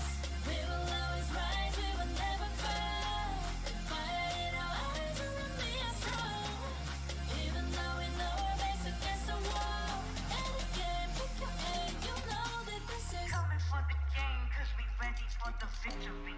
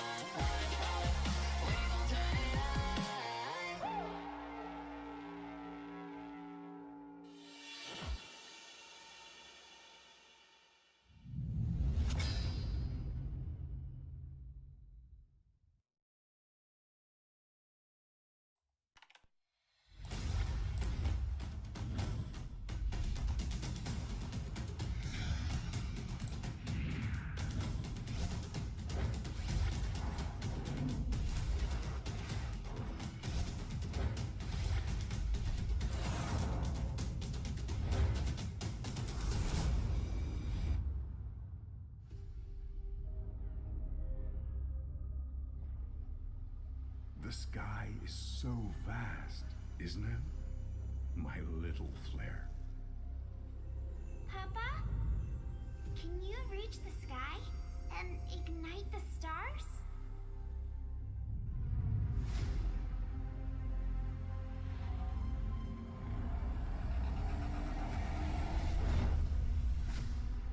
Of course, honey bunch.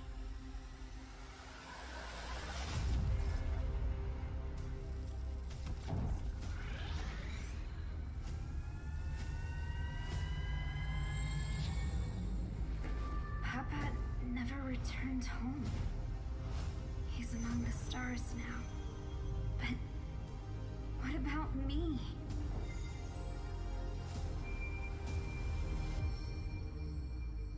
Have faith, little flare.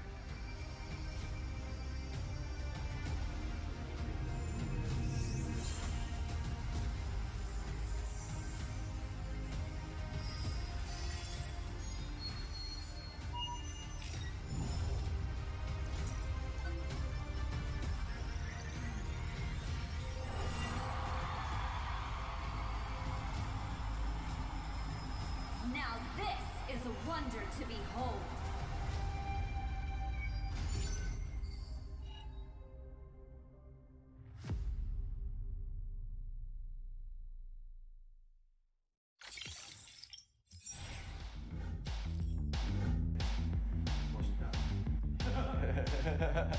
Time. Oh, it's time to make the most of the moment. I'm Hoon, I'm mid lane for the Valley, and I'm ready. I graduated high school a few months ago. Yeah. We dare to be great. Dude, that's perfect. One more second. Hello, my name is Flying Chicken. I'm XP lane from the Valley. Let's go. Hey, it's basic. Again. Right, I like that. We dare. And action. We dare to improve. Hey, it's basic. Coordinator for the Valley. Let's go.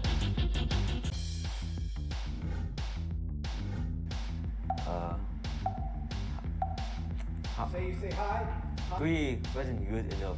There you go. One more time. 3 wasn't good enough. One more time. You got a better one again. Hi, I'm Chuck. I'm late son for the Valley. Let's go. You see my chapped lips on the camera? Like here a little bit? Don't disrespect the US of A. One more. Hi, I'm Moba Zane, Jungle for the Valley, and we're ready.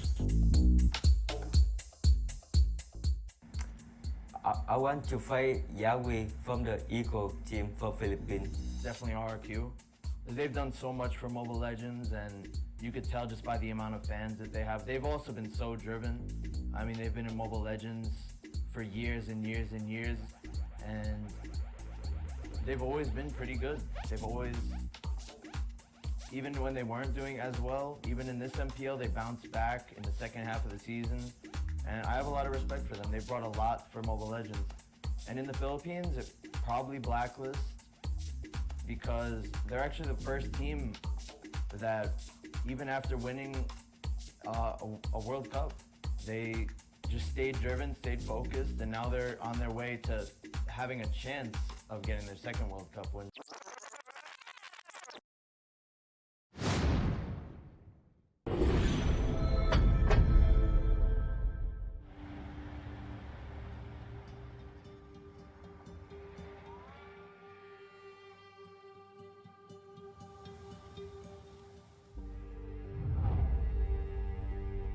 You can travel the world to find yourself. But that journey must start at home. Because you can't know who you are without remembering your past experiences.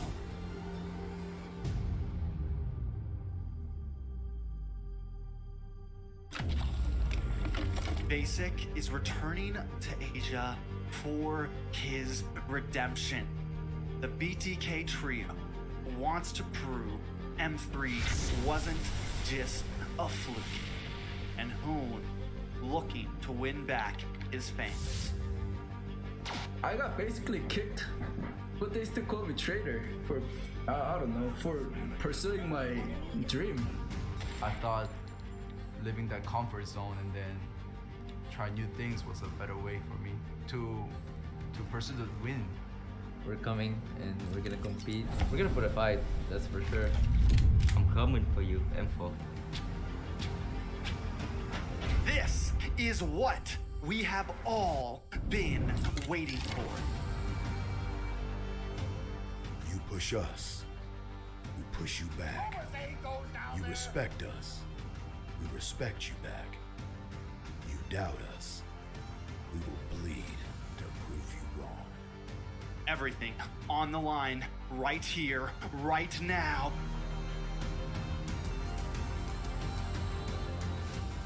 Definitely, they're not underestimating us as much as they did in M3.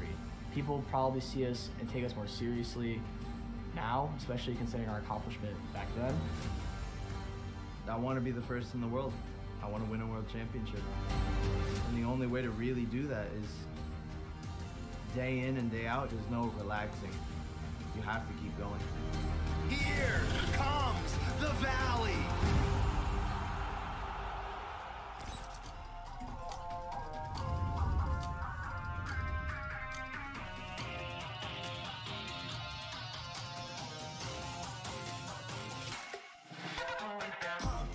It's my time, I'm a ball. I'ma get this money right. I'm gonna live my best life. They been talking to me on me, but you know they'll never win. I'm controlling all my victories, and something has gotta give. Cause this is just what I made it now, made it now. You can't ever break us down, break us down. I'll be speechless for the stars. Wanna show me what they not, and I'll never ever stop. Won't never stop, yeah. Touch the sky, you're a man of silver and gold. Touch the sky, you're the greatest, don't you know? You and I can make it out of the cold. Hang tight, we gonna reach for the greatness. We will always rise, we will never fall. Fight in our eyes, and we are strong. Even though we know our backs against the wall. And again, you take your hand, you know that this is. I've been down, been waiting so long. I'm here for the crown, I'm here to show off. Greatness time, just waiting to show y'all. This is your time to remember. So many times I lie in the basement waiting for greatness. No, I won't listen to anyone hating on me and telling me I wouldn't make it. Cause I did everything that they said I couldn't. Caught my footing and I took the controls. I stand for something, I ain't running now. I'm the greatest now. I just wanna make it proud. Don't let me down, don't let it all. I'm on the road, accomplished all of my goals, and I ain't gonna let you down. Touch the sky, you're a man of silver and gold. Touch the sky, you're the greatest, don't you know? You and I, we can make it out of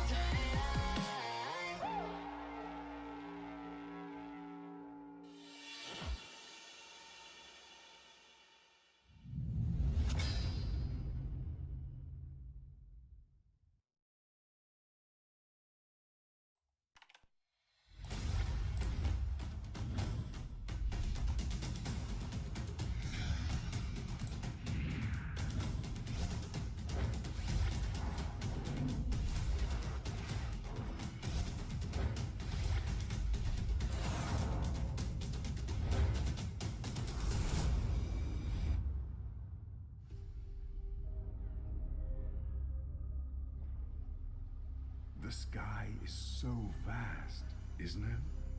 My little flare. Papa? Can you reach the sky and ignite the stars?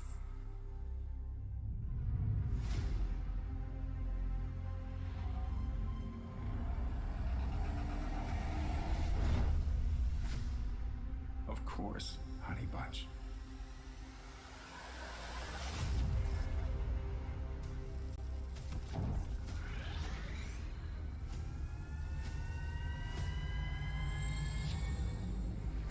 Papa never returned home. He's among the stars now. But what about me?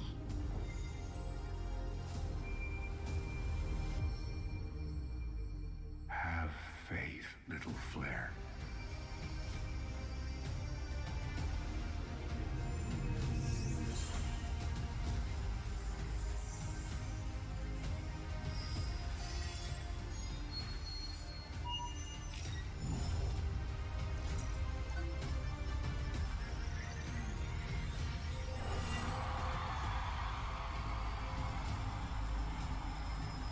Now this is a wonder to behold.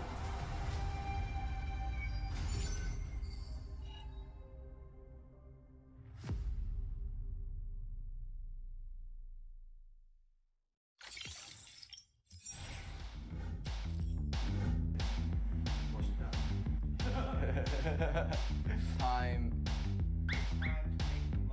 Oh, it's time to make the most of the moment. I'm Hoon, I'm milling for the valley, and I'm ready. I graduated high school a few months ago. Yeah. We dare to be great. Dude, that's perfect. One more second. Hello, my name is Fly Chicken. I'm XP Lane from the Valley. Let's go. Hey, it's basic. Again. That's right. I like that. We dare. And action. We dare to improve. Hey, it's basic. Coordinator for the Valley. Let's go.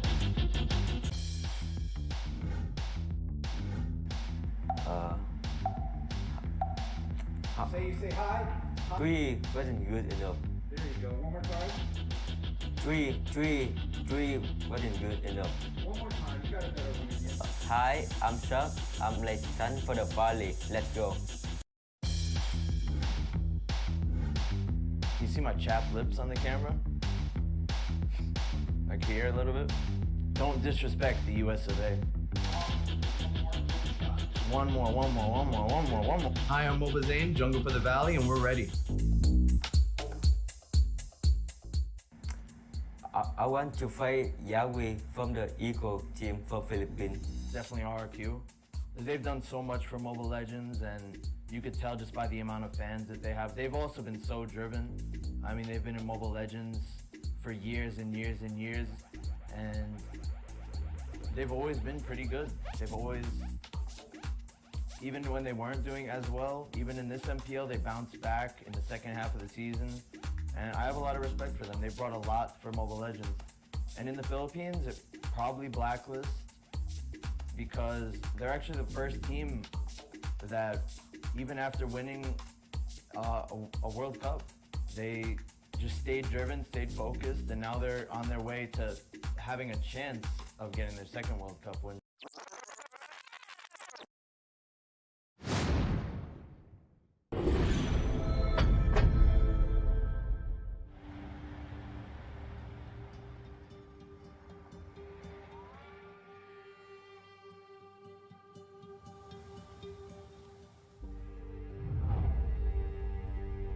You can travel the world to find yourself. But that journey must start at home. Valley are going to end Because you can't know who you are without remembering your past experiences.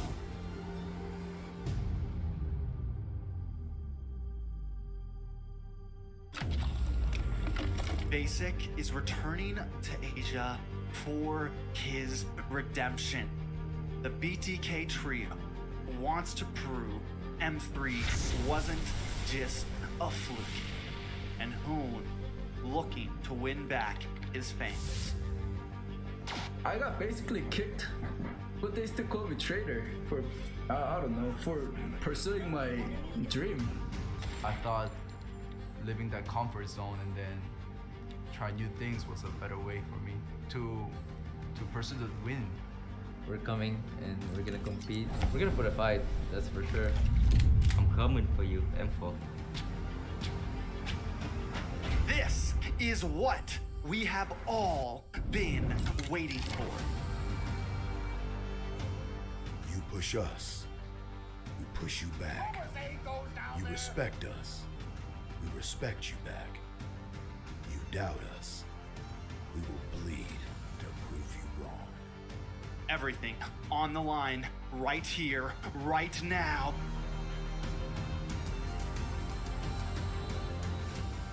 Definitely, they're not underestimating us as much as they did in M3. People probably see us and take us more seriously now, especially considering our accomplishment back then. I want to be the first in the world. I want to win a world championship. And the only way to really do that is day in and day out, there's no relaxing. You have to keep going. Here comes the Valley.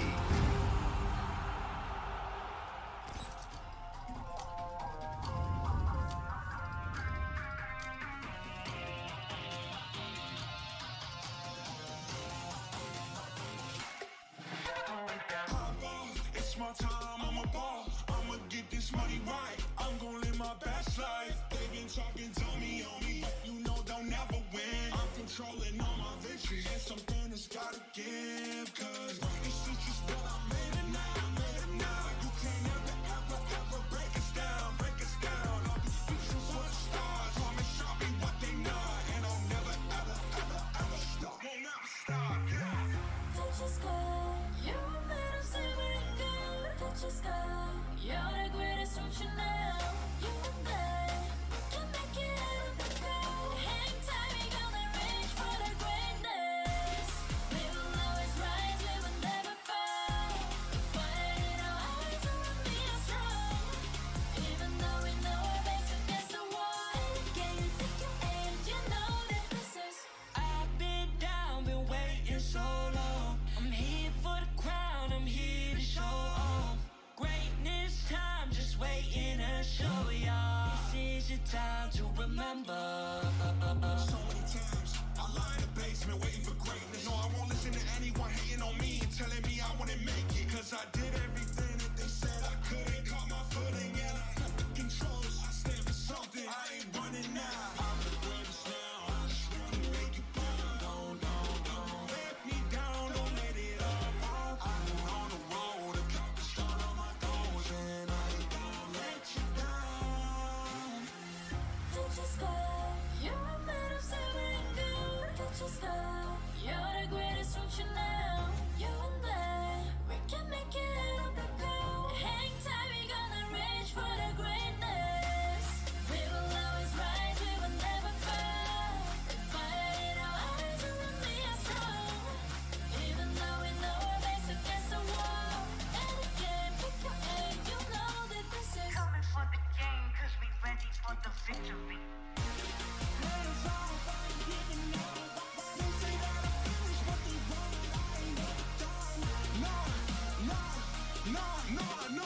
So turn it up, turn it all the way up.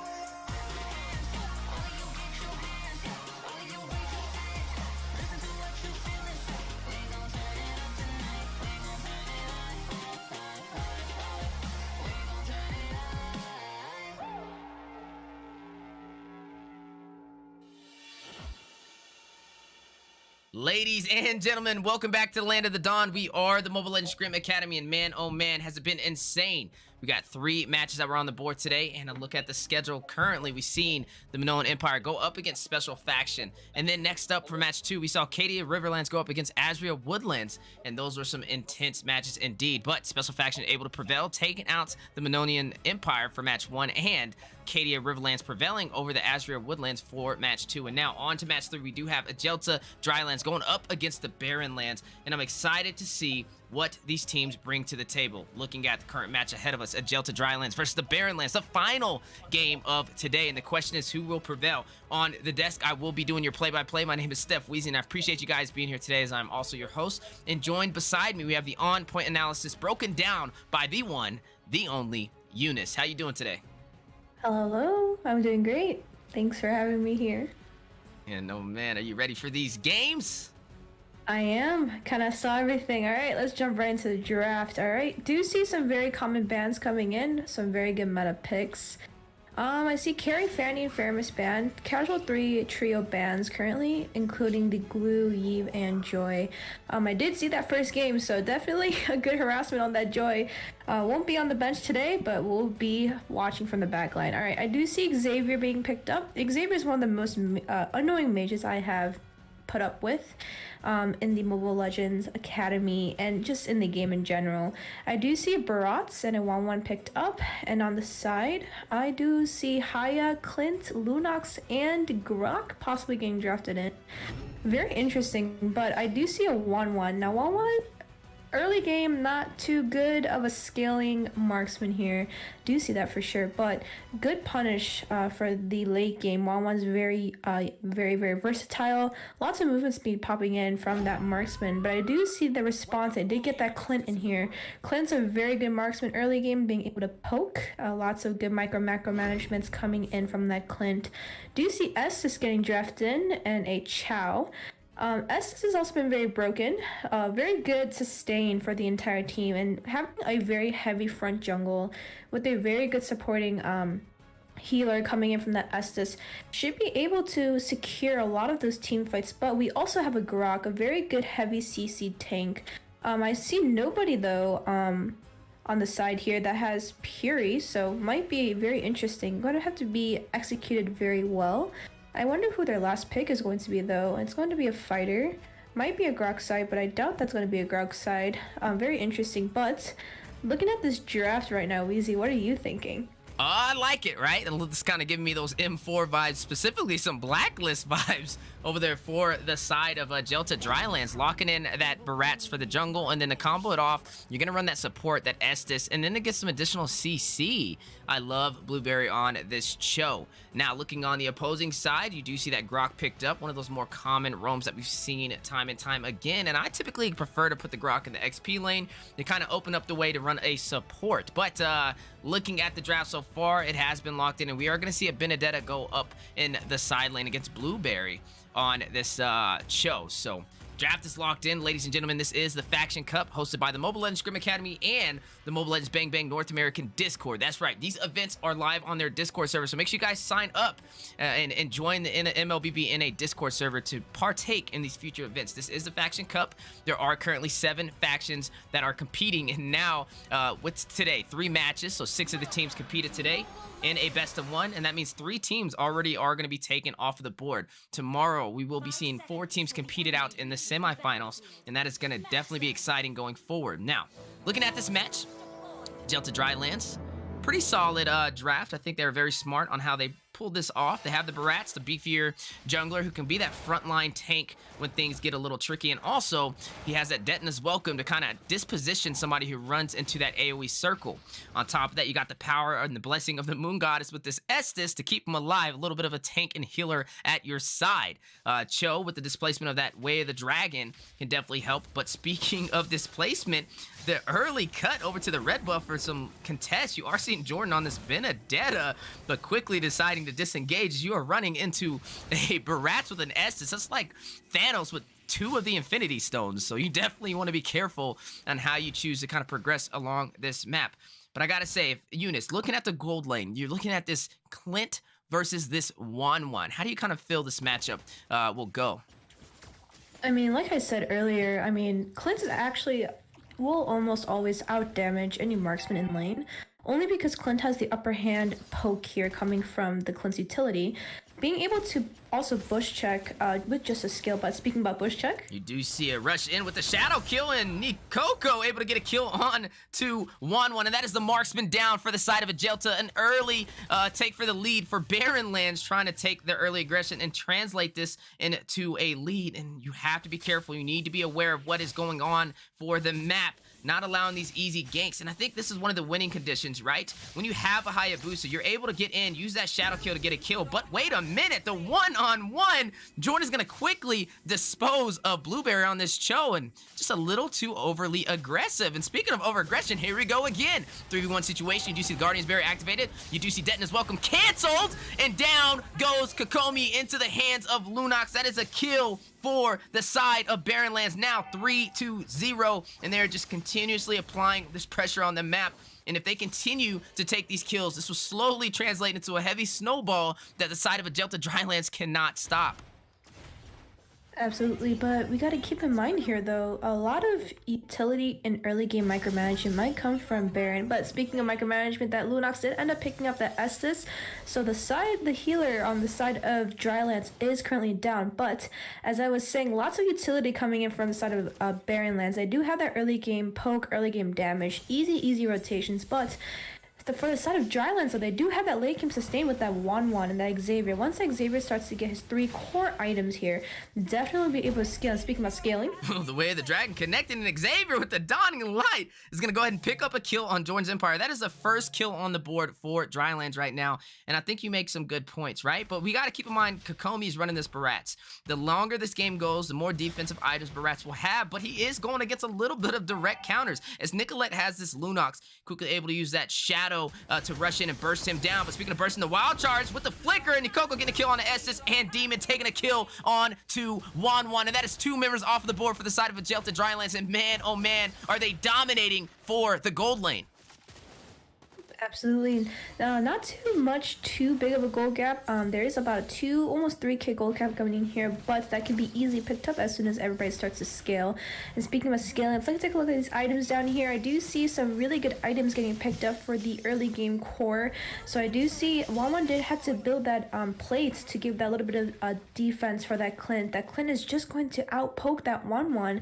And looking at that Clint, though, already built in that endless battle locked in for the side of the Barrenlands, highest in gold as well compared to Drylands. Wanwan's just about to hit that 2k peak. And speaking about 2k peak, you do see Hayabusa picking a kill up on R, and not done. You'll see Gold Mill trying to get away from Kokomi, and down he goes. That is the marksman for the side of Agent Drylands, but fight's still going on. Electo pulled out from Benedetta. Jordan inside of the turret, taking some damage, using an eye for an eye, not able to escape the turret. But wait a minute, you are seeing a lot of damage on to the Lunox. He's gonna go ahead and try and quickly burst him down, using the Brilliance, but taken out by the Mystic Field of Jinyan on this Xavier. 2 members off the board on the side of Barrenlands to 1 member for Ajelta Drylands. 4-8 on the board. But man, oh man, we need to see some answers, as the side of Barrenlands has the synergy, they have the rotations, and they are translating these engagements into some turrets and possibly into an early finish as well. absolutely. Not too big of a gold gap now. A little bit of a catch-up done by the side of Drylands. It was now been about like a 1k good gold gap here, but they were able to get a shutdown, so that gold was in the favor of that Xavier with that mage. And as soon as those core items get picked up, it is going to easily scale. But speaking about scaling, Wheezy. Oh man, what a brutal combination. Kokomi picking up a kill onto Go Mill after he was already hit with the Way of the Dragon and the Detona's Welcome. Man, oh man, but you are seeing Barrenlands pick up a turtle, getting a little bit of a trade. You take 1 member of ours, we take a neutral objective. And if we continue to see this gold lead is just increasing, which was once 1,000, almost 1.5k now.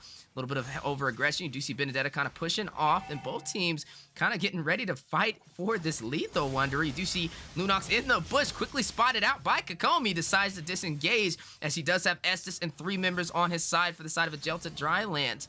And man, oh man, you need to be careful. Looking at Wanwan kind of getting up in gold now. Nobody in the lane to contest. Going to currently try and push in some minions and possibly take that tier 1 turret, but looking in the mid lane, we do see a little bit of pressure from both sides. Lunox kind of translating over to the bottom side as well. And we got to wonder how this match will go. You're putting a lot into the hands of Wanwan and Xavier. Yes, you have Kokomi. You have the front line sustainability. And also, speaking of sustainability, you have an Estus to keep you alive. So I think the plan is to kind of have them use a lot of utility on to Barrett and then focus on Wanwan getting those weakness points for a possible crossbow Tang. And here we go, Petrify inside of the Electo, gonna try and secure a kill. Downing Light down the mid-river. You do see Demon getting a kill on to James, then Kokomi getting a kill on to Benedetta, Blueberry taking a kill on to Grok. And man, oh man, bodies are dropping left and right for the mid lane. 2 members down for the side of Barrenlands to 1 member on Agelta Drylands.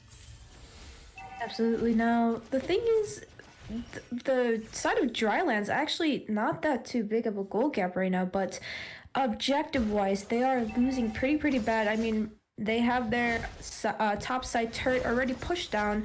Lots of pressure and a lot of poking caused that Wanwan to be actually very behind on her gold. And with that turret being down, it's already a huge advantage for the side of Lance. Opens up a lot of that map area on the top side.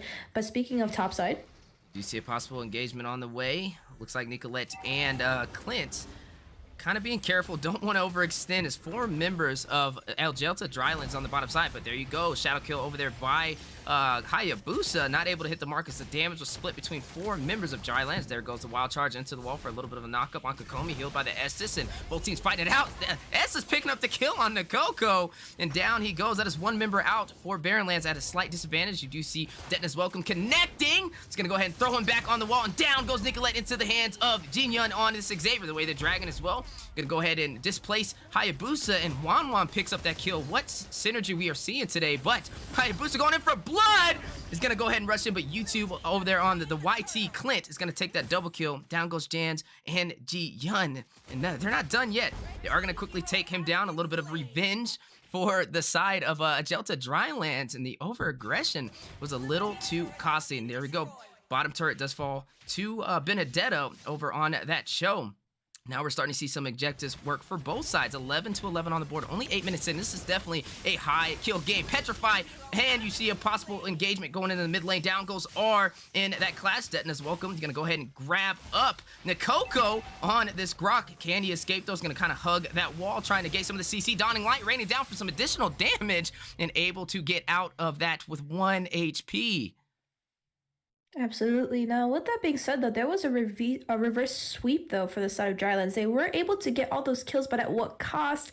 I mean, the gold gap is now neck to neck, only about 200 gold coming in from both sides. So, gold is definitely catched up, but the Drylands needs to respond with those turrets. No objectives being taken, big objectives. And then speaking of objectives, we do see Hayabusa with the shadow kill again, but the blessing of the Moon God is having other plans, going to keep the team alive. And, you know, you have to watch out for Essus, and the later this game goes, the stronger these heals are going to be. You see heavy presence from Barrenlands in the mid lane. Going to possibly try and take this tier 1 turret, but the defense from Agelta Drylands having other plans. They're going to kind of stack up on this as well, but there goes the Guardian's Barrier, the Mystic Field to kind of stun Nikoko in her tracks. You do see Clint with the Grenade Bombardment inside of the bush, able to do some serious damage onto R, forcing him to recall out of this fight. But while this is happening, pay attention to Kokomi on this Barat's going to take the tier 1 turret for the bottom side. Mystic Field for a little bit of stun, shadow kill. Nicolette getting a kill on the Blueberry. Down goes Cho. You do see the Brilliance activated. R picking up a kill on a Hayabusa. Nicolette getting a kill on the Estes. Fighting out over those. Detna's Welcome connecting and stunning YT Goldmill onto the wall. He is able to escape with the flicker. Man, what an engagement from both sides. Benedetta trying to get a kill using the eye for an eye, but not able to escape. Kokomi with this Barats, and Thanos is starting to get online. You are seeing Kokomi being super beefy and having a strong presence in these engagements. absolutely. With that being said, though, good response now by the side of Drylands. They're able to take this Lord and now secure it, as their jungler is now down. So very easy contest. Rectory is up for the side of Drylands, but they still have to respond with these turrets. They still only have the bot lane pushed up. But with that being said, Wanwan has to be very careful here. I know that she scales late game. I know she's starting to get those items built in here now, but that Clint really outpokes the Wanwan. Wanwan's really still too squishy, but with that Lord being taken, they are pushing up all 3 turrets from each lane, and they're about to sink these lanes. Now, with that Lord coming in, they got to be careful. Like we said, these games always happen to end or finish just from mistakes.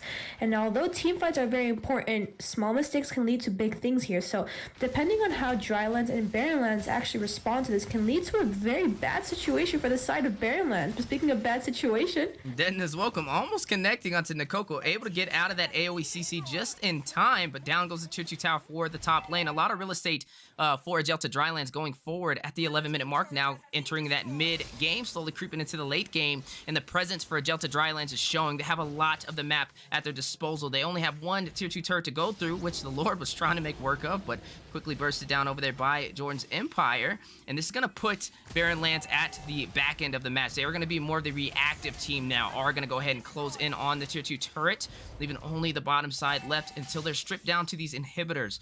Now, for the side of Barren Lands, you got to play safe, right? You do not want to be overly aggressive as a solo push, such as the one right here, not where you want to be, and almost taken down using the Electo. One of the beautiful things about Benedetta, but wait a minute!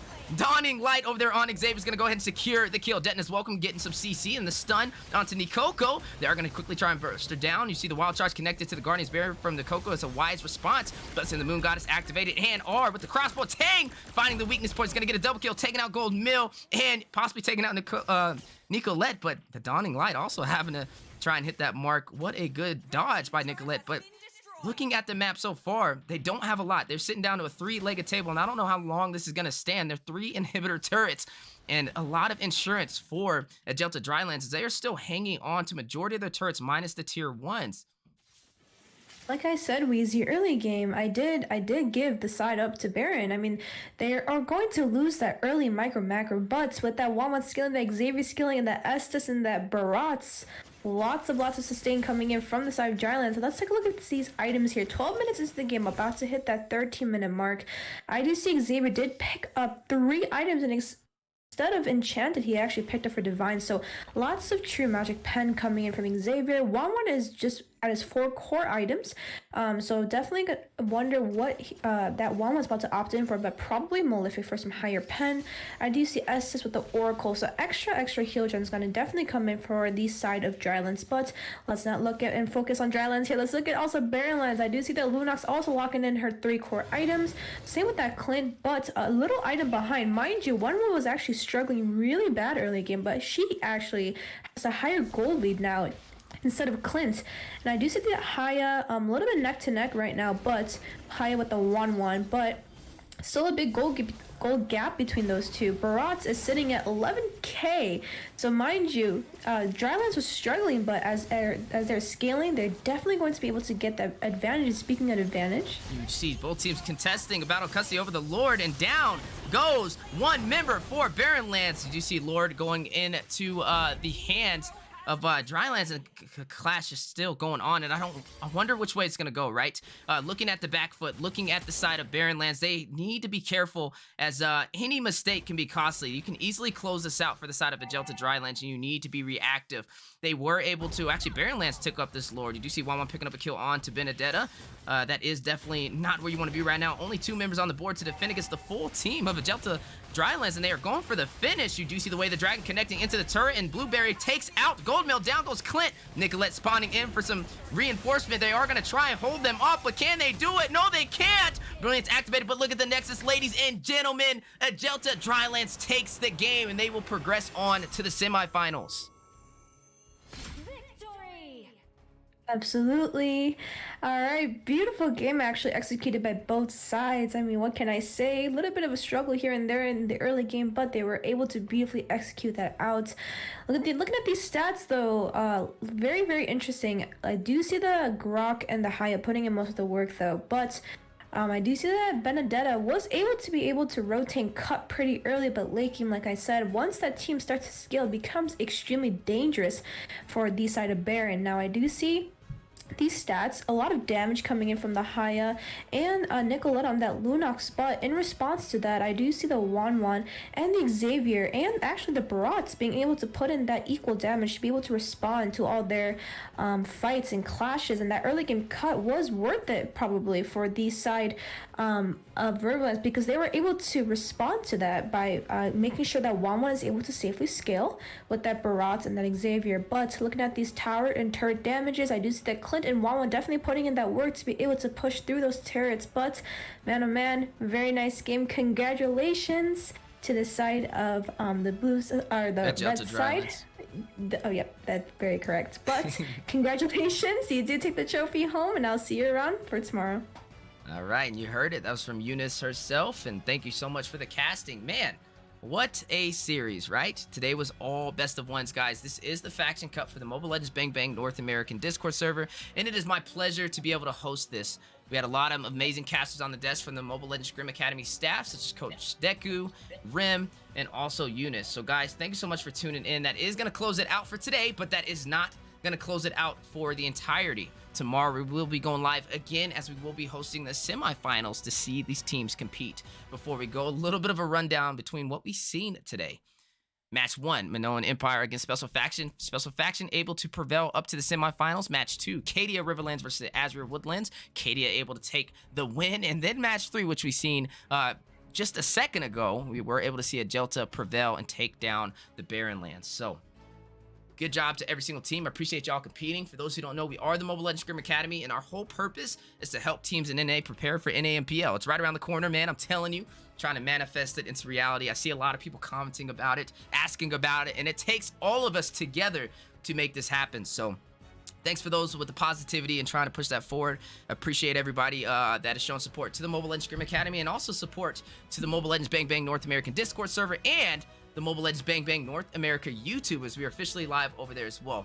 If you guys like seeing this kind of content, definitely stop by tomorrow, catch the semifinals, and also stop by the Mobile Legends Scrim Academy YouTube channel, as well as we have our own events that we host Monday through Thursday, where teams are competing on a regular for North America, prepping for NAMPL at a high elo. So, as always, it's been a pleasure. My name is Wheezy. I've been your host, and I look forward to seeing you guys tomorrow for the semifinals for the Faction Cup in North America for the Land of the Dawn. See ya!